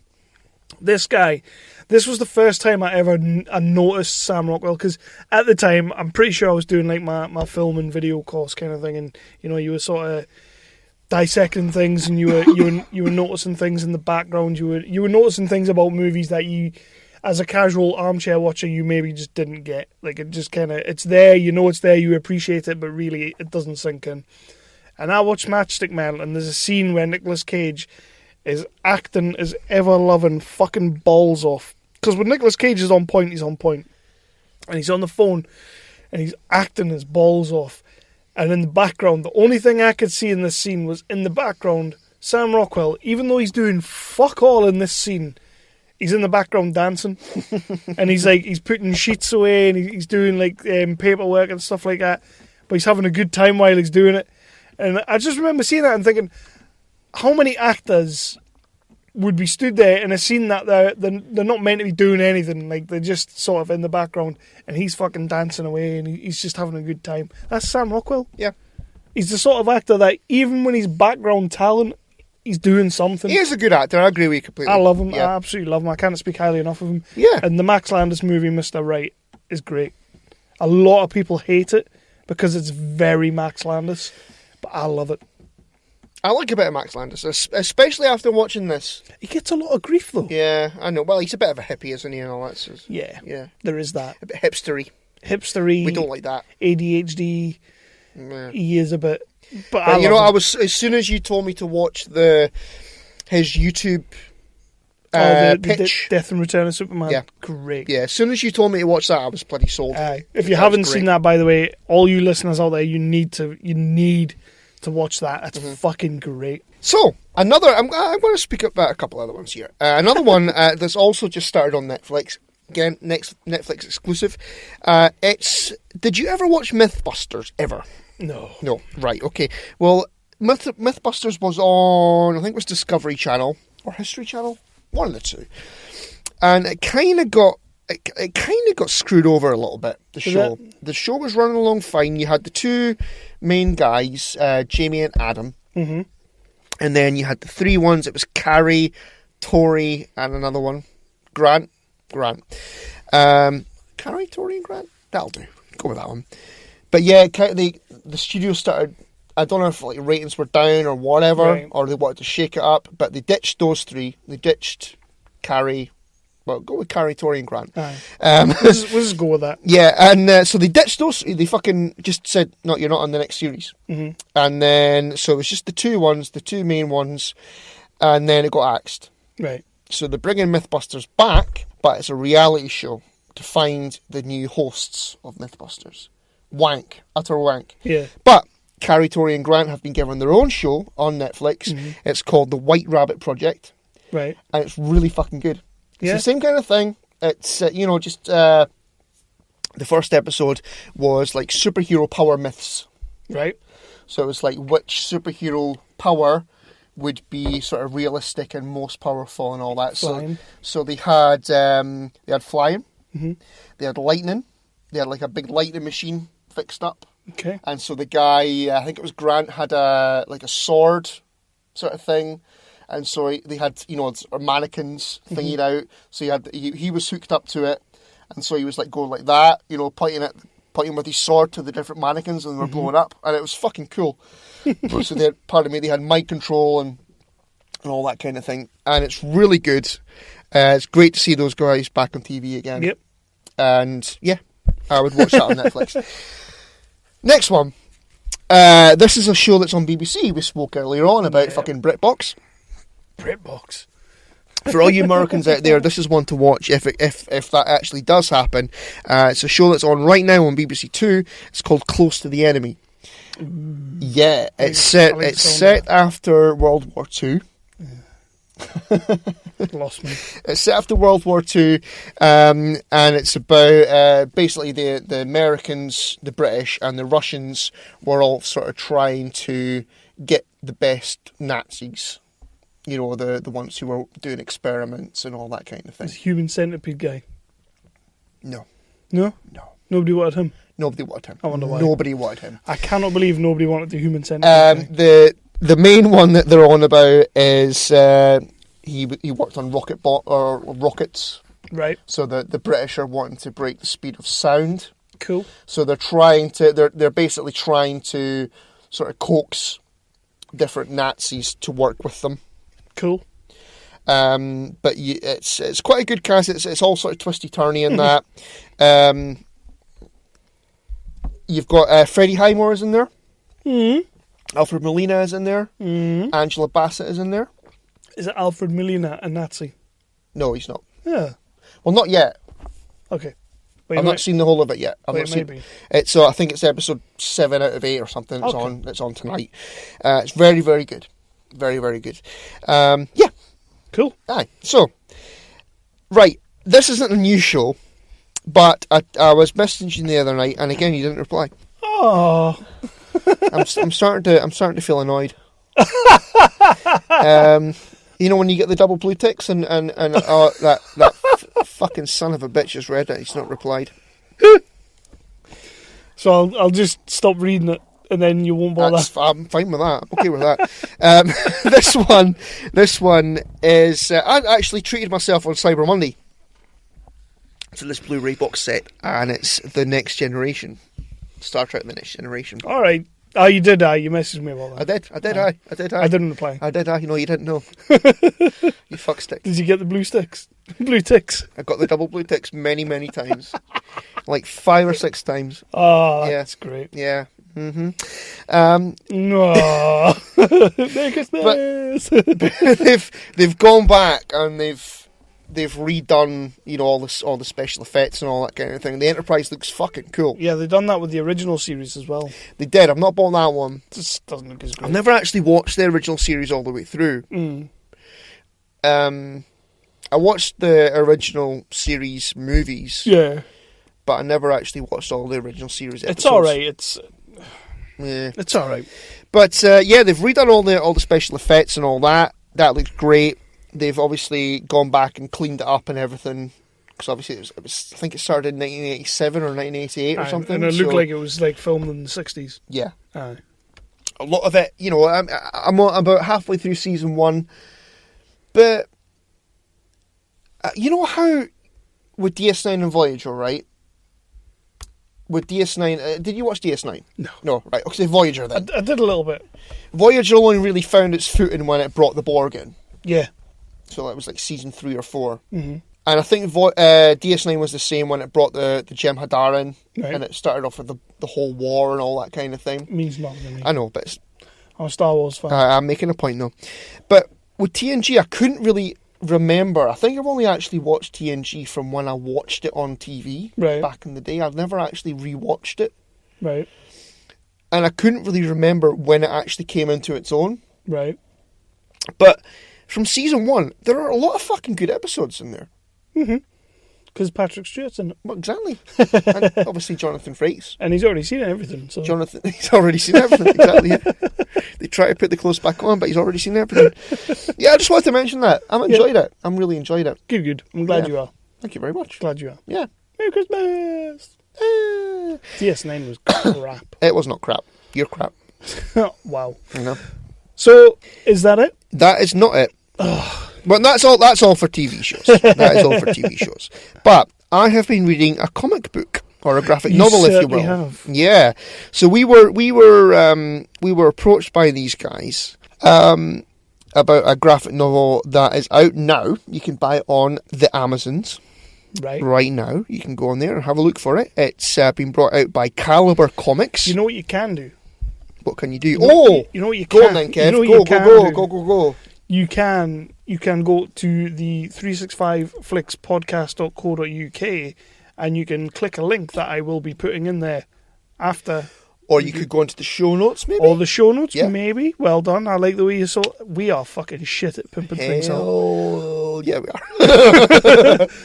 You can click on there, and if anything we've talked about, anything you do, like the sound of anything you might want to give a go, why don't you just be such nice little super duper fucking awesome people, listeners, fans and stuff, and click a little link that'll be in the show notes or on the webpage, and it will take you to said product, and you can buy it. It costs you nothing more, well, apart from your dignity, because you're selling yourself out to us. But it costs you no more at all. It's a cheeky little affiliate link. We're now on the Amazon affiliates. So click that link, buy that product, and we get like about a tenth of a pence coming to us. Every little helps. But you know what, man? It helps the show. It's fucking awesome, and it would mean a lot to us. Because we do bring you this for free, and it's awesome, and we do love it anyway. You can help the show out, and you don't have to pay anything else. You're already listening to this. We've already sold you on it. You just need to go and buy it, and then, like I say, we get like a tenth of a pence. Well, we can save it for our yacht, and we'll all those tenths of pences. Again, that'll be in our show notes. It'll be in the on the webpage, because obviously I put everything on the webpage as well. So you know what? If you do like the sound of something, click it, buy it, and you've helped us out. Yeah. And you've got yourself a shiny new Blu-ray comic or whatever. So there you go. There you go. And it's nearly Christmas, so do it. Treat yourself. Treat yourself to The Shepherd, because I'll tell you for why. Segues. Aye. So it was brought out by Caliber Comics, and I've been speaking to the writer, Andrea Lorenzo Molinari. I'm surprised you even attempted that. I know. Well done. I've been worrying about that all day. You've had a few drinks. Well, I've had 2 drinks. You'll not go Chitwell or Jaffa, but you'll go for that. No. And to be honest, that one sounds harder. Yeah. You'll not say Martin Green, but you'll go for that. Oh, fuck off. So I've been speaking to Andrea, and another one that is hopefully going to be coming on the show in January. Please not January. Hopefully, I said, hopefully January or February. Is there 7 or 8 weeks in January? They'll change it for us if we're busy. Aye, I think January might bleed into February. Kind of. Possibly. We're already running out in January. Yeah. Yeah. Anyway, so this is a graphic novel. It's called The Shepherd. And so it is about a theological professor. His name is Lawrence Miller. Strong name. Yeah. So it's basically about a normal family, and you don't really know where it's going. It kind of starts off strong. In the first page, basically, the character, the shepherd, says, "I'm dead, and I can never go back." And then it kind of spoilers. That's the first page of the comic. No, I have actually cleared this with Andrea about what I can say and can't say, because I was worried about that. Ooh, look at you! I've cleared it with Andrea. Ooh, look at you! I don't want to give everybody spoilers because it's a good story. Okay. Yeah. So there's it flashes back. It goes back in time. Mm-hmm. You know, timey-wimey and stuff. To when he's not dead. To when he's not dead. Ah. So it's a normal, regular family. You know, the guy's a professor.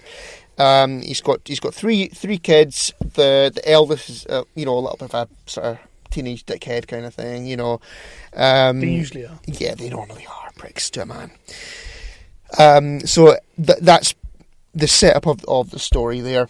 Mm-hmm. And so the kid is he tells his dad that he's going away to study or something like that. And basically the kid doesn't go away to study. The kid goes to a party and Sweet. he takes drugs and he dies of an overdose. Sweet. So their entire life is fucking wrecked. Everything goes to shit. Put the knife down. Put the knife down. Everything goes to shit. The dad, because he's like a theology professor, it's got a religious aspect to it, which normally I wouldn't get away with, but in this case, I have. So it's got a theological aspect to it. So the dad gets a feeling that the sort of spirit of his son isn't at rest, and that the spirit of his son is with him. Ew. Right. And then we move on from there into the main story, which I'm not going to tell you about because I want you to go and read it. I have got a review copy that I'm going to put on a USB drive for you, Kev, because you will really fucking enjoy it. Mm-hmm. It's a great story. The artwork is fucking brilliant. Mm-hmm. A really solid story. And it's like a sort of, as I say, it's like a sort of theological aspect to it, where as I said, the dad, he sort of goes looking for his son. Right. Does he find him? Spoilers. Oh, come on. I'm not telling you if he finds his son. No. Come on. No. So he goes looking for his son. I'm not going to tell you how he goes looking for his son, but he goes looking for his son. How is he going looking for his son? That sounds ominous. He goes looking for his son. In the afterlife. They call it the seam. Oh, you shouldn't have given that away. Why not? Spoilers. The seam. But he's looking for his son, and he also starts to take vengeance on the people who were responsible for his death. Ooh. Fucking good. I like the sound of It's that. a great story, great writing, great dialogue, great artwork, and I highly, highly recommend it. I will be doing a review of the graphic novel on the 365X website. I've had the problems with the computers. Yep. Your PC's has AIDS. My PC has massive AIDS. I have been meaning to write it for about a week now, but my PC's been a right arsehole, if anything. So I will get around to reading it, but right now I'm telling you, go click on the link in the show notes for Amazon. You can download it digitally. Mm-hmm. It's called The Shepherd. Have a look for it. You won't regret it. I promise you. Excellent. And a promise from Chris is a promise. I've had better wordage. There you go. Usually I'm quite good with my wordage. You know what, guys? I know this section has ran on quite long on the what have we been watching, what we've been playing, what we've been doing kind of thing. Reading, playing, doing, all that crap. It's ran on a bit long, but literally we just did 7 weeks of a wrestling podcast and we just stopped watching things altogether. We've got a lot to say, goddammit. I'll be honest, I've still got a list sat there with about another 3 things, but I would like to get to the end of this Christmas episode. So we've not actually spoken about Christmas yet, have we? No. With that, we are going to move on to our most Christmassy section of the night. Is that Top right? 5! Is that right? Or do you have anything you'd like to do before that? I was going to challenge you, but you know what? I'll let you carry it over into the new year. You'll let me carry it over. All right, fuck you. I'll challenge you right now, then. You're going to let me... Right, okay, I'm going to play a cheeky little promo before we move on. Pissy bastard. And I think Chris is going to take me on for my title, and I'm going to win as usual. Hi, this is Normie from Knuckleballer Radio and Zombie Cast, and you're listening to one of my favorite shows on the Geeky Antics Network.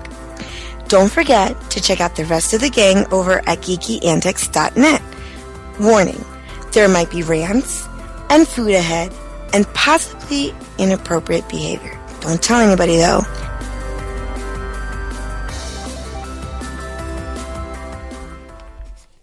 So, Chris, me old matey, me old chum, me old pal, we are going to do this in a movie quiz again, because we really just didn't set anything else up. Yeah. So that's what we're going to do. I will let you go first, seeing as I am the reigning champion. Yeah, I'm going to... What did we say? 3 cards you can change? No. Yeah? That was that one time. Fuck you. Okay. I'm changing 3 cards. I'm changing 3 of mine then. We're fine then. No, actually, you know what? I'm that confident I'm going to beat you. I'm not changing any of my cards. You can't change it anymore. Well, you're going to get that one, but that's fine. I'm confident. I'm confident. So you rat bastard. I tell you what, I'll start. I'll start. I'm going to give you probably the easiest question of the night. Mm-hmm. Question number 1 for my good pal Chris, the challenger for the 365 title, which is on the line. Which original cast member has a cameo in the 2009 Star Trek film? What? Is it A, D. Forrest Kelly, B. Leonard Nimoy, God rest his soul, C. William Shatner, D. Nichelle Nichols? Leonard Nimoy. Well done. 1 on the board. Chalk it up. Thank you very much. Good start. Mm-hmm. Very good start. I'm happy. Okay. Which of the following won an Oscar for Best Hair and Makeup in 2013? Mother balls.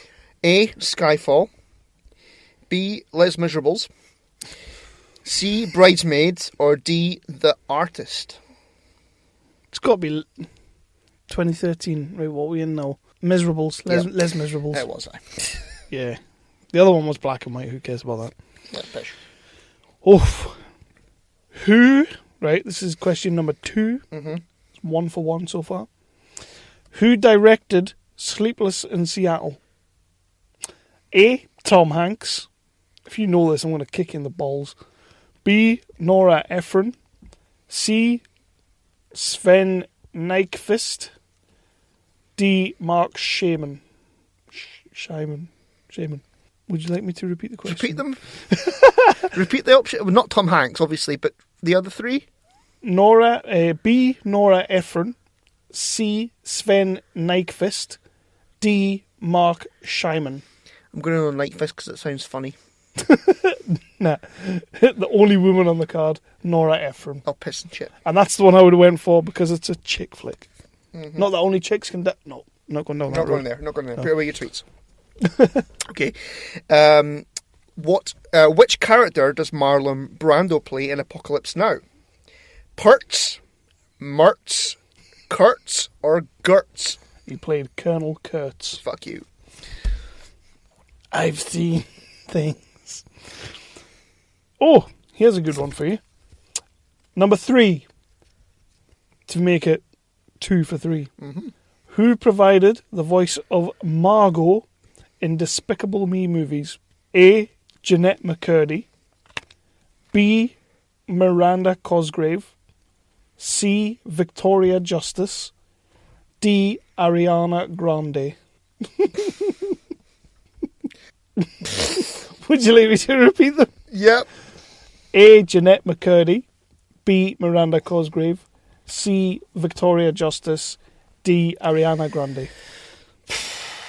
Victoria Justice. Why does that rhyme in my head, but it really doesn't when you read them out? Victoria Justice. No, it was Miranda Cosgrave. Who the fuck knows that? Not me. I was going to say me, but I can't even lie about that one. Son of a fucking bitch. Okay. Who provided the film score for the movie Avatar? Oh, come on. Jerry Goldsmith, James Horner, John Williams, or Hans Zimmer? It's Avatar, so that was James Cameron. What was the first two?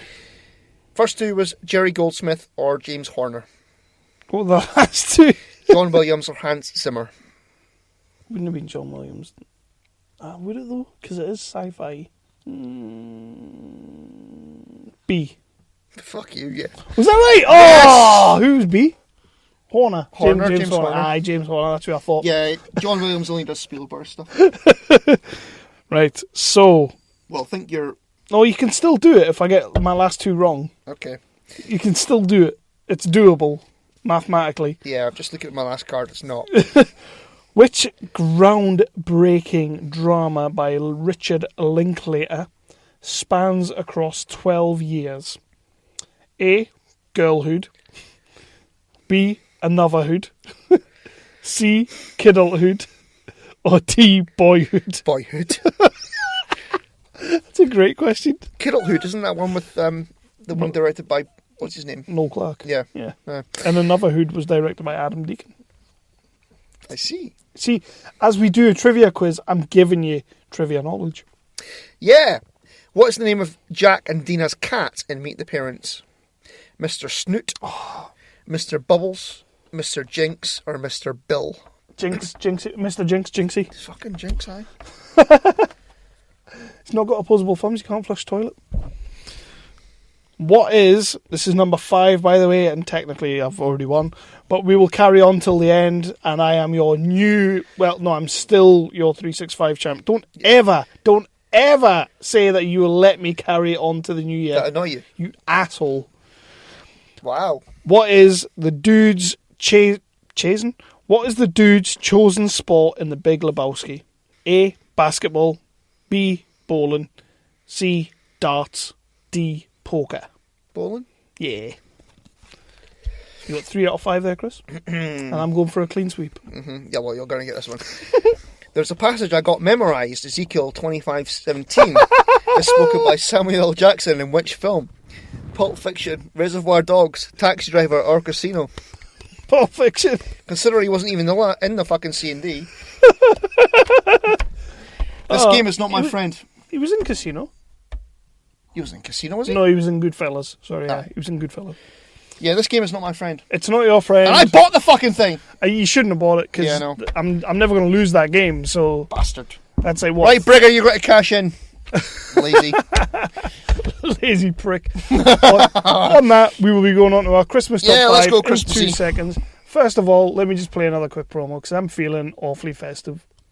Hey, are you a jock that likes comics? Are you a nerd that likes comics? Do you feel left out sometimes? Well, then we've got the show for you. I'm Imran. And I'm Anthony. He's the jock. And he's the nerd. And we host the Jock and Nerd podcast at jockandnerd.com. If you're looking for fun, entertaining, laugh-out-loud geek chat over all the latest Marvel, DC shows and news, visit jockandnerd.com. Full spoiler podcast, lots of swearing. You're such a jock. You're such a nerd. Oh, come on. Shut up, nerd. Okay. That was our friends, the Cock and Turd. Bless them. I still love saying that. More so do I love saying that than when I said it when we had them on the show. And they were buzzing because it's like, he listens. He's listened to them all. Yeah, that was over a year ago. That was over a year ago. Mm-hmm. It has been a long time, and that maybe needs to happen again sometime. It does. Mm-hmm. It does, yeah. Just without Anthony, maybe. Doing his hand things. Yeah. Aye. Yeah, we can't have hand-wavy EDM crap. No, never that. Never that. No. So this is our top 5 section, the most famous section of our show, in which we make a list of 5. Funny that. It says it on the tin. Mm-hmm. It's like Ron Seal. So, and for Americans, that's a type of thing we have over here. Wood paint. Yeah. Sticks things to other things and does what it says on the tin. Yeah. There you go. So I'll let you introduce this one because I need to figure out what my number 5 is going to be. Yeah, Kev is struggling with this one because he's dead inside. So this is top 5 TV show Christmas specials, and that's about it. Now, I did actually ask, just while you're doing that, on the Facebooks if anyone had any Christmas comments or TV show Christmas specials that they would like to speak about. No one really got involved with the top 5. We did have a couple of comments on the Christmassy comments vein. Oh, okay. So Joe Keaton said, as a Christmassy comment, Die Hard, #enough said. No, Joe, no. I'm not getting into this. We've already had this. We had the same discussion last year. We did. It's not a Christmas movie. It is a Christmas Fuck movie. you. Just because it's on every Christmas, I can watch Die Hard any time of the year. A Christmas movie for me is a movie that I will only watch around the Christmas holidays period. Die Hard, I will watch any time of the year. Ergo, vis-a-vis, IGEE, fucking... You have been watching David Brent. O2. O2? Well, I went IEEGEE. EE is a phone network, so's O2, so's Vodafone. That's where I was going next. It's not a Christmas movie. It's an all year round movie. It is a Christmas movie. It's not. It's set on Christmas Eve. There are Christmas trees in it. There's Christmas songs in it. Shut up. There are also terrorists, and There are terrorists at Christmas. oh, you've just totally killed Christmas for me now. But you're dead inside, so it was already dead. Yeah, it was pretty much already dead. Yeah. I'll give you that. I'll give you that one. So that was Joe's comment there. Yeah, I agree with you, Joe. It is a Christmas movie, and Kev's wrong. Brigger said Christmas Vacation. It's not the holiday season until I watch it. You ever seen Christmas Vacation? You must have done. That's the movie, isn't it? Yeah. Yeah. I've seen it. I can't say I've ever sat down and watched it all the way through. Oh, in one you're sitting. missing out there. But I've seen it. I've seen like bits and pieces, and I have seen the whole thing. Just I don't think I've watched it all Have you seen the it in way installments? through. Yeah, Right. Aye, I've done it in installments, Fair enough. pretty much. Yeah. Yeah, Christmas Vacation is great. It's got a really, really good theme song. It's on yours. Yeah. It's really got a really, really good theme song. I do. It's a good film. I'll give you that one. So that was Brigger. I think that's... Yeah, and Ian Lawson said Doctor Who Christmas Invasion hasn't been topped. Yeah, you ended up having like quite a conversation about this. I did, yeah. Doctor Who didn't make my list, by the way. No, I know. I did make my list, I thought it which was. we'll get to in a wee second. But yeah, thank you guys for getting involved there. That's cool. I did ask the guys at Free Trade B Team. I'm not going to say best two bowl team in Berwick because nobody replied. Ooh, they're really letting the side down nowadays. I hope you get relegated. I hope they get relegated too. Can you get relegated in the pool league? You can, yeah. Yeah. There are different. Where do you end up? Like in A the, lower in the pool sc- league. in the school leagues. Right. So that's that. We'll go on to our top 5 now. So again, it's top 5 TV show Christmas specials. My number 5 is Doctor Who. You went straight in there. I went straight in there with Doctor Who. You can't have, as a Doctor Who fan, you can't have a top 5 Christmas special episode without or list without a Doctor Who in there. I didn't go with Christmas Invasion. I actually went with a Matt Smith episode, and it is A Christmas Carol. It had Michael Gambon in it. It had Catherine Jenkins in it. It was a Matt. As in the singer Catherine Jenkins. Yeah. Right. It was a Matt Smith one. Yeah, it was just basically like a sort of adaptation of A Christmas Carol. As it should be. Yeah.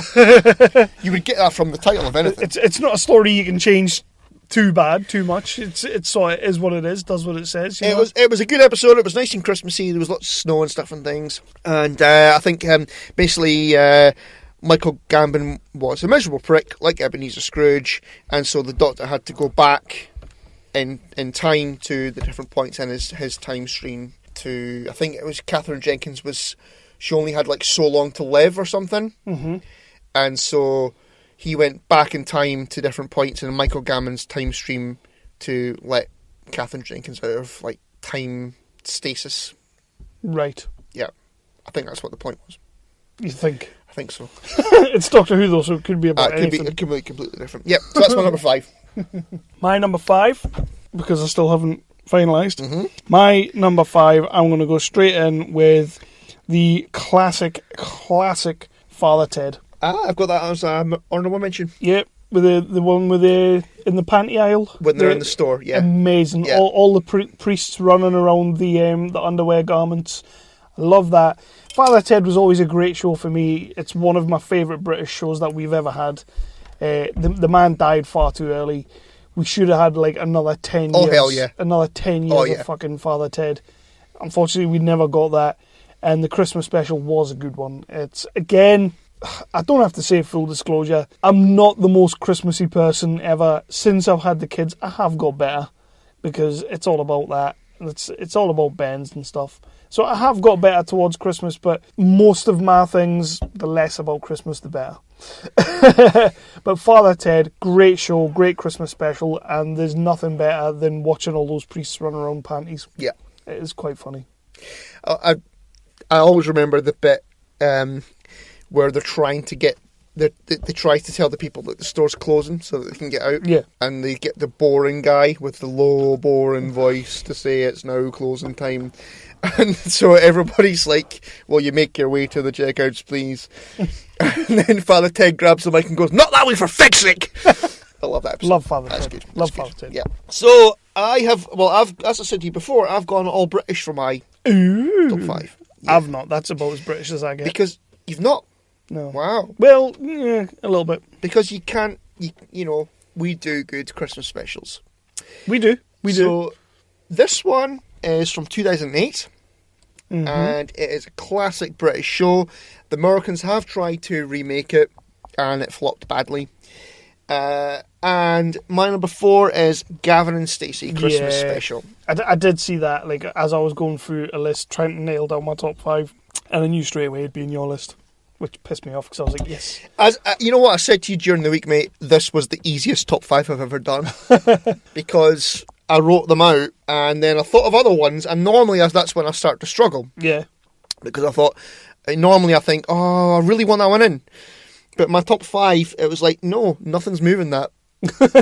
And especially this one, Gavin and Stacey, it's a great British show, funny as hell. And you know what? This was a solid Christmas special for a show. There was no way it wasn't making my top 5. Basically, I think it's between 2 and 3. Yes, series 2 and 3. Aye. So Gavin is trying to announce to his mum, because his dad already knows, that he's moving to Wales to live with Stacey. So he has to tell his mum and Smithy as well that he's moving. So he chooses Christmas Eve to do that because he thinks they'll be less pissy, which they ain't. No, because it's Gavin's mum. So the Barry lot come up, arrive at the house for the Christmas, Christmas party and everything, or Christmas. Why the fuck have you opened that? You're not getting through that. Nah, I can't drink. You're not getting through that. Like, I'll go, bud. Jesus Christ! Even I couldn't get through that. So they start arguing, and that's the best bits about Gavin and Stacey, is when the families argue. It is. I absolutely love Gavin and Stacey. The Christmas special was amazing, and like I say, I was going through it and I saw it and I thought, bollocks, and now I find he's got that. Yeah, and it ends with "Have yourself a merry little Christmas" as well, which So what's your number 4? My number 4, I cheat a little bit. I've gone a little bit nostalgic on an old 365 episode. Because Christmas just would not be Christmas, especially the way things are going in the world nowadays.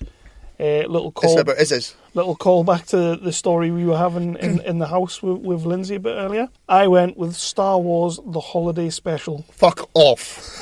No, I haven't got 5, so I'm throwing that in at number 4. Okay. Call back.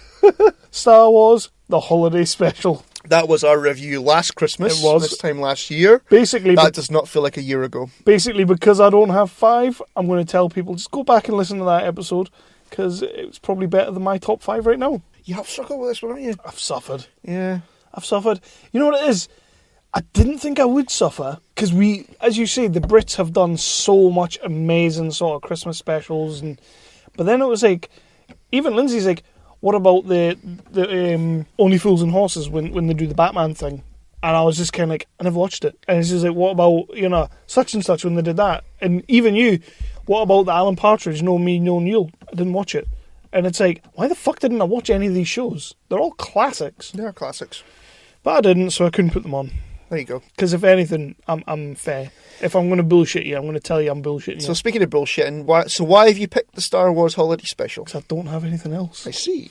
I just told you, I had no 5 films, and I even put that before my number 5. So go back, listen to last year's Christmas episode in which we reviewed the Holiday Special, and you will find out why I love that movie so much. TV show. So your number 3. Yeah, my number 3 Squire is from 1997. Oh. It's another British classic. It is Men Behaving Badly, Jingle Balls. Jingle Balls. Bollocks. I used to love Men Behaving Badly. You must have seen this Christmas episode. I have. It's one It's one that I watch every single year. It's basically two stories going together. It's the men behaving badly guys. However, they're trying, but it's shit. And also in tandem is the Dream Christmas, where they've got snow and servants and all that kind of thing. And Tony keeps on getting fucking slapped in the head and getting stuck to windows, and he gets a hard on. He has to walk through the house and all that kind of thing. Happens every Christmas. And it's funny as hell. There's a scene where they're doing the perfect Christmas bit. Dorothy is playing the piano. Yes. And she comes out with the perfect opera voice, saying "Ding Dong Merrily on High," and Gary comes in and he joins in with a fucking proper deep voice like that, singing proper.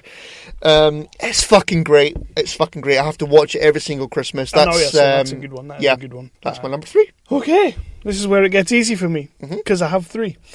I had 4, to be honest. Star Trek Holiday Special. Damn. No, my number 3. You're not gonna like this. You're really not gonna like this. But my number 3 is South Park, Mr. Hanky the Christmas Pooh. I'm alright with that. I mean, I'm okay with that. When I was a young'un, South Park was riding high. It was absolutely riding high. It's still riding high now. It is, apparently. I mean, Jesus. You should have been watching when we had Lance on Pegasus. Speaking about Pegasus Bridge. He mentioned having watched the most recent South Parks, and it's a series where they've had an overall arc, and they've been taking the piss basically out of the election. Right. Okay. And Mr. Garrison has been the orange face, bald, Trump character. But it's also been about hacking and trolling and all that kind of thing. It's been really, really good. Sorry. Well, again, Christmas, not my forte. Mr. Hanky the Christmas Pooh. He did have a Santa hat on. The first time I ever saw that episode, when you had Kyle, who was basically talking to a piece of shit, and it was writing fucking Noel on the toilet, and it's shit. And when nobody... You can only see Mr. Hanky be Mr. Hanky if you believe in him. So the fact that nobody believes in him, it just looks like a little Jew kid is walking around with a bit of shit in his hand, which is hilarious. It was hilarious back then. It's hilarious now. You know, Mr. Hanky, the Christmas Pooh. I loved Mr. Hanky. There was only ever one character as annoying as Mr. Hanky going forward in South Park, and that was Mr. Towel. Oh, I knew you were going to say that. The towel. Don't forget, because he was a stoner, wasn't he? Don't forget to take a towel. He was just so annoying. But Mr. Hanky was fucking amazing.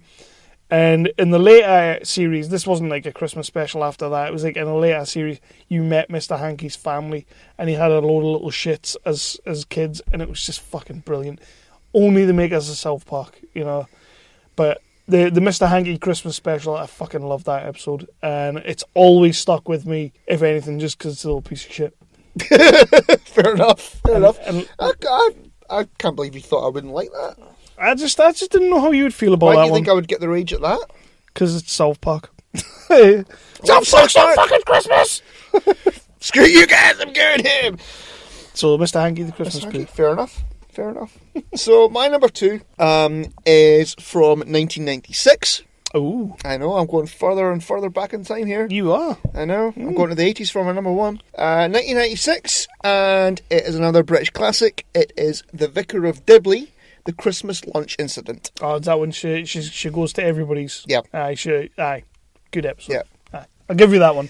I do like The Vicar of Dibley. So she has, as you say, she gets invited to everybody's, 3 different places for dinner. 4 different places for dinner. Mm-hmm. But she's too polite because she's the vicar. She's too kind to say no because they're all so excited about having the vicar coming to theirs on Christmas Day. And so she out of kindness, she goes to all of them. And there's a lot of, a lot of great jokes about forcing sprouts into your mouth and all that kind of thing. And it is great. It stands up. It's still funny as hell, and it's Christmassy as hell, and that's why. I still watch it every single Christmas. That was pretty much a theme for my list. Is that I do like to watch Christmas specials at Christmas. So Vicar Dibley. I just realised I got 5 on my list. So you had 5 all along. Aye. You're a stupid idiot. Yeah. Yep, you dumbass prick. Okay then. So, well, I'll tell you what then. Hobie, your number. No, it's fine. I'm not going to 2. do that. I'm not going to do that. What a twat. Right. You are a twat. Actually, I am going to hobie it Hobie because they're both animated. Right. So I'm going to hobie the fuck out of it. That's 3 animations I had. I can't believe I said Star Wars. What a prick. So my number 2. That's out there now. It's not going anywhere. The first one that I think you will be okay with is Community. Oh, is that? Yeah. Abed's Uncontrollable Christmas. I am okay with that. It was one of my least favourite episodes, though. It was because I wasn't keen on the stop motion. But Yeah. It was Christmassy, so I had it on my list. And I did like the I episode. love Community, but that wasn't one of my favourite episodes. But my number 2, that was... I can't believe I forgot about that one. But we'll just call that an honourable mention. My number 2, we've spoken about a certain show on this podcast before. It's animated, that I used to like, and I was big on. And on occasion, it was an animation that made me cry. Or brought tears to my eyes. Hey Arnold.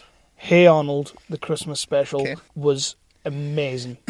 Did you ever see it? I never ever watched Hey Arnold. You bastard. That was after my time. After your time? You're fucking older than me? Well, yeah. Oh, right, yeah, sorry. Right, okay. I've had a drink. Yeah, Hey Arnold, the Christmas special. It was this awesome story. Like, they lived in, like, an apartment block. He lived in an apartment block with his granddad. Hey Arnold did. And there was all sorts of different people from all sorts of different backgrounds living in this apartment block, and they were quite friendly with almost every one of them. There was one character that you always saw, but you never really got a good grasp of who he was or what he was. And he was like a Chinese guy who lived, like, I think he was on the floor below them. He lived a bit shitty walk. No. And he was... Shut up. Sorry. He was called Mr. Nguyen, or it's like N-Y-U-G-E-N, Yang, Nguyen.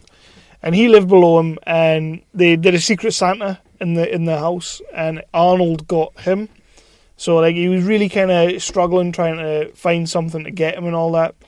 So he tried to sort of break past the wall and sort of get to know him so that he would know what to buy him. Because Arnold was he was a conscientious young lad. He was a good lad, you know. So he went and spoke to him and all that. And Mr. Young told him the story about when he lived back in Vietnam. And fuck me, this episode crippled me like when I was in bed. So he tells him the story about how he doesn't really celebrate Christmas anymore because all the crap was going on in Vietnam.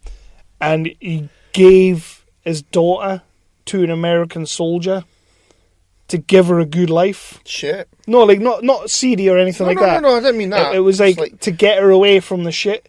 And he gave his daughter to, and even though he'd moved to America and he now lived in America, he'd still never met her. And he'd been trying to find her. This was in Hey Arnold. Oh, see, Hey Arnold, people. Oh, if you'd never watch it now. Because watch it now, and it's fucking so far ahead of its time. It's immense. Like, some of the shit that used to go on in that show was miles. It should never. So they had it was Nickelodeon, right? It was Nickelodeon. So they had a Nickelodeon cartoon, a story about a Vietnam guy giving his daughter away to an American soldier. And then he's living in America now. Yeah, he's living in America. This was in a cartoon, a kid's cartoon. It's a fucking cartoon. Fuck. Every now and then, when that show got serious, it got serious, and it fucking broke me. I am not ashamed to say it on this podcast to anybody out there. I've said it before. There was another episode that I've talked about once, and it killed me. It absolutely killed me. But this one broke me. It just sent us over the edge, and it was like Arnold then decided, in his conscientious goodness, that he was going to find his daughter, and that was going to be his Secret Santa. And it was fucking, it kills you. I can't believe this was in a kid's show. Nicktoons. You know what? I've always taken the piss out of you for crying at Hey Arnold, but I'm not going to do that anymore. I'm not gonna, after what you told me just now. I'm not going to do that anymore. That show, right? If you go for back at least half an hour, if you go back and watch it now with our, I don't know, like disillusionment of the world. I thought you were going to say adult. Our fucking decayed minds. If you go back and you watch Hey Arnold now, you will see everything that they were saying. And you know what it is? Because it was a kids' program, and it was a kids' program, 90% of the time it was a kids' program, But every now and then they would just slip something in there, and even as a kid, you're sitting there going, shit. I tell you what, just a little bit of a tangent. You know how a few episodes ago we had a conversation about Disney, and one of the ones that we spoke about was Beauty and the Beast, and the threat of domestic abuse. Yep. I actually rewatched Beauty and the Beast. just sort of, it was on the iPad, and I had the insomnia, so I was fucking trying to get to sleep. Why have you got Beauty and the Beast on your iPad? It was on Sky Go. Okay. I'll let you off. You can go to the movies and... Yeah, I'll let you off. You don't have to explain it. So I just went to the Disney section and put Beauty and the Beast on Disney Classics. You've got Pinocchio in there and fucking whatever, and Beauty and the Beast. So I put Beauty and the Beast on. Just thought, okay, we had that conversation. I can't sleep. I'll give it a watch to prove him wrong. I'll play his game. And you know what? Yeah. It's all about that. Yeah. Disney was a horrible... Well, you had... What? Disney was an eccentric fellow. Actually, there's been a 2-part documentary on about Disney. I'm not watching it. On BBC Two, I think it is, about how he first started... Just basically how he first started out. Aye. And released the first Disney movie, which was Snow White. Mm-hmm. And it's really fucking interesting. Really, really interesting. But anyway, so yeah, I just wanted to mention that. I didn't watch it all the way through because I fell asleep. But you know what? There is a lot of there's a lot of if you there's a scene where he's banging on the Belle is locked in the room and he's banging on the door. And like Meatloaf. He's going like, if she doesn't come up, if she doesn't eat with me, she doesn't eat, and all that kind of thing. I hadn't watched that movie in years, to be honest with you. Honestly, I've watched Robin Hood a lot, because Robin Hood. But that one I hadn't watched in a long time, and yeah, I completely repressed that whole thing. Oh, he was 10 seconds away from raping her. He wasn't going to rape her. Maybe in the deleted scenes. If she didn't wear the dress, it was on. It was on like Donkey Kong. Right, so my number 2, Hey Arnold, Christmas special. Yep, so fair enough. Have you got any honourable mentions? I struggled to get 5. Got any honourable mentions. Star Wars Holiday Special. I had Father Ted, A Christmassy Ted. Yep. I had Merry Christmas, Mr. Bean. Did you ever watch that? Yeah, did I, with the big turkey thing. Yeah. I loved that. No.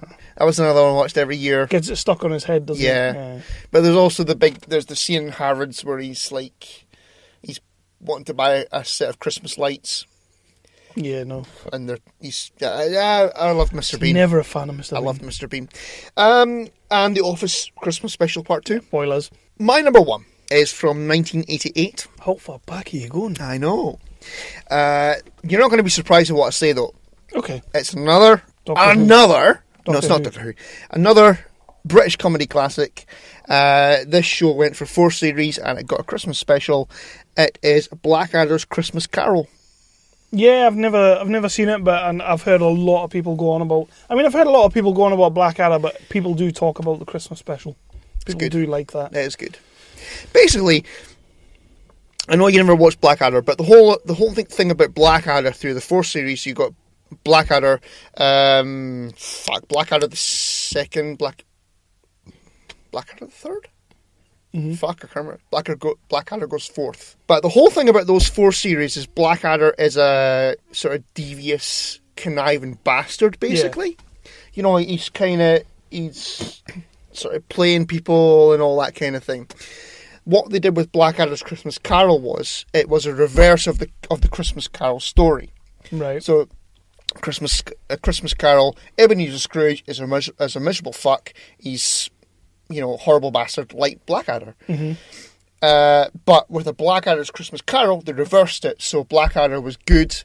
He was kind. He was a Christian. He was giving all his money away. He ran a shop, and there was one scene where they were trying to sort of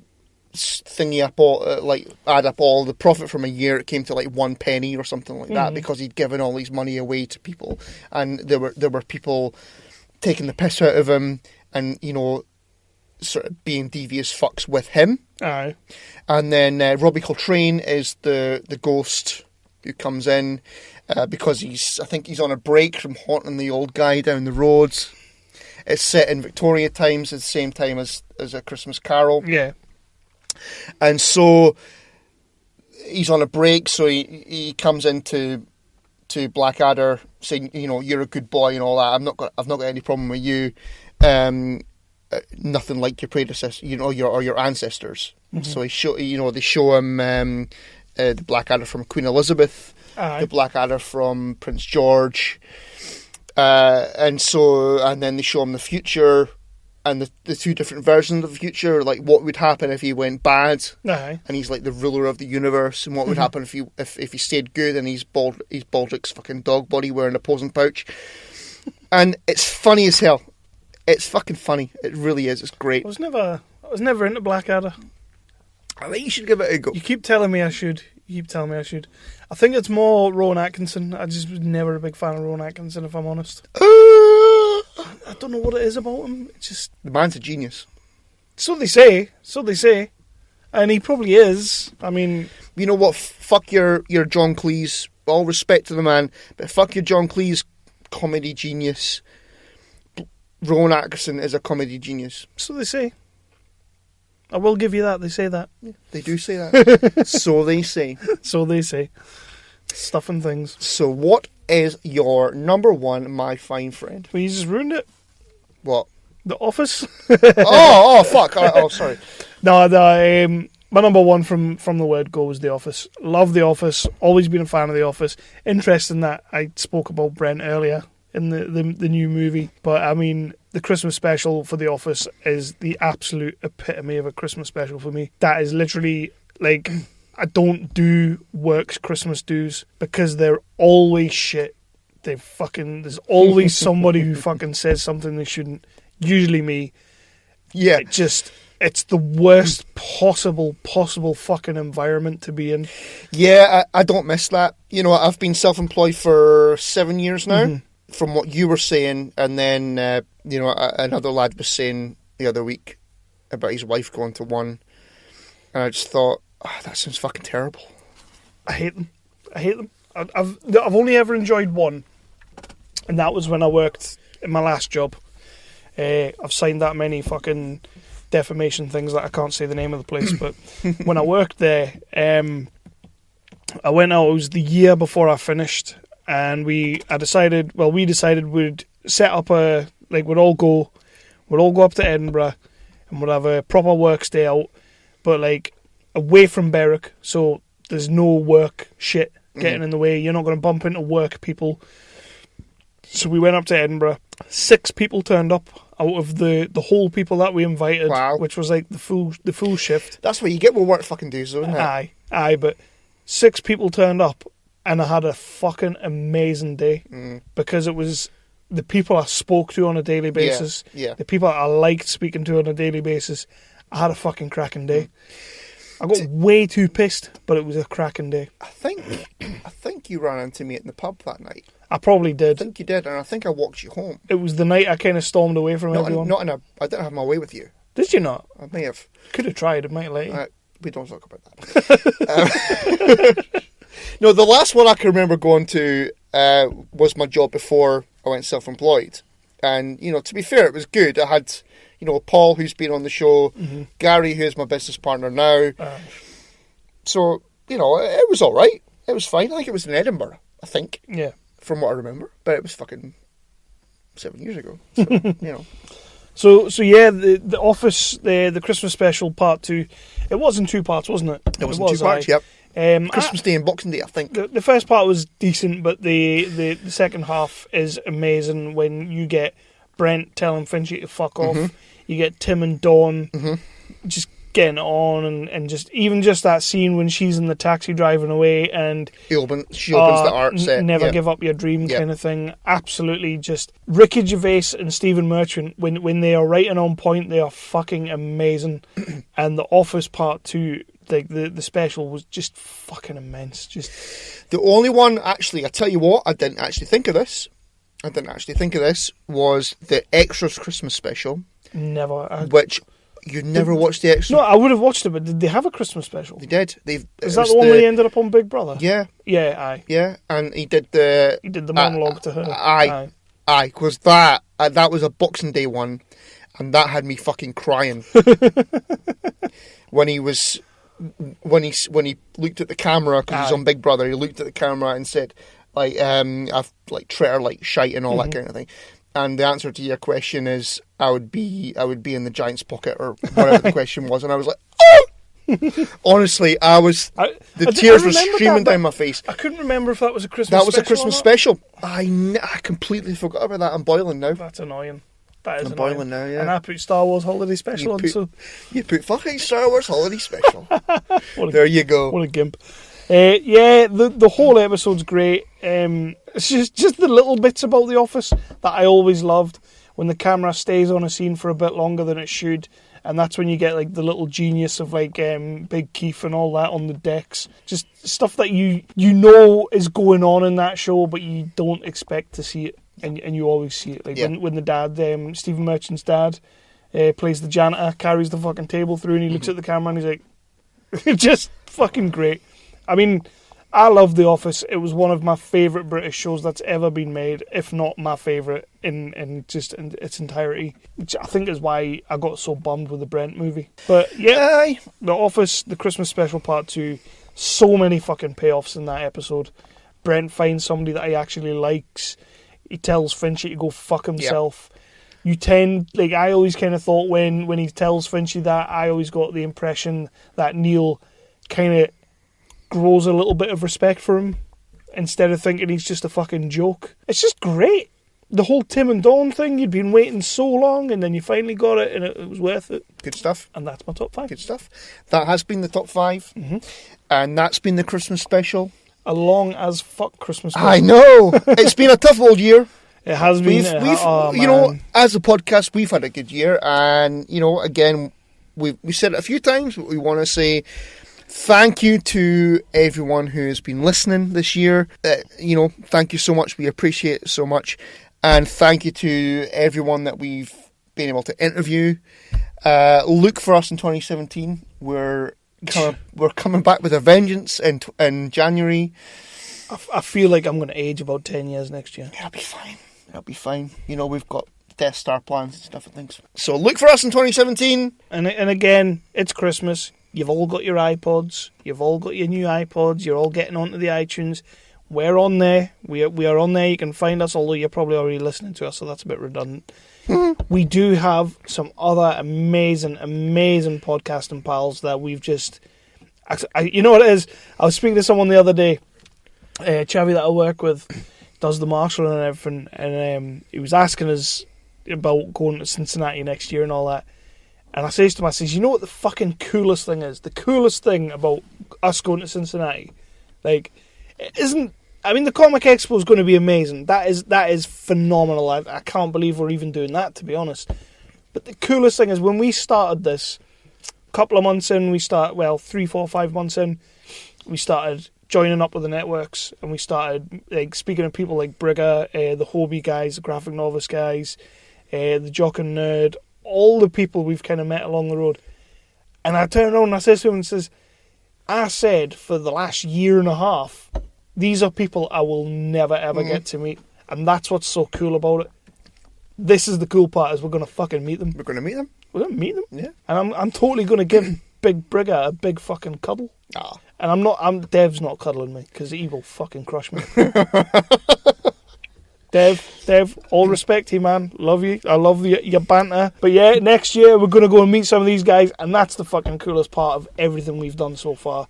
I love the interviews that we're getting. I love the people who want to come on the show, like people that are coming to us now to ask, can come on, can we do things? That's all amazing gravy. But the icing on the cake for me is when we go over there.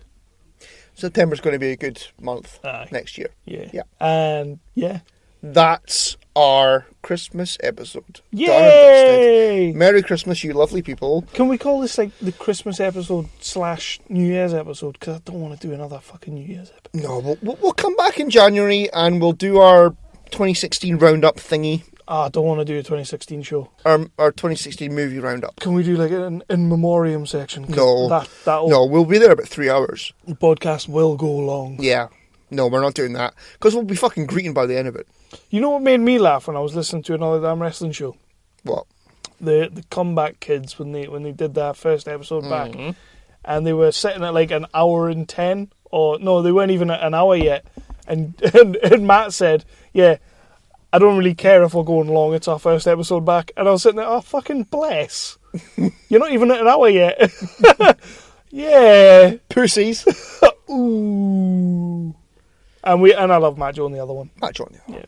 And Annie. So I am the champ, so we will end it on my theme tune. Actually, no, we'll just end it on our theme tune. Happy Christmas, everyone. 2016's been a fucking blinder. 2017's going to be even better. Also, it's been a twat.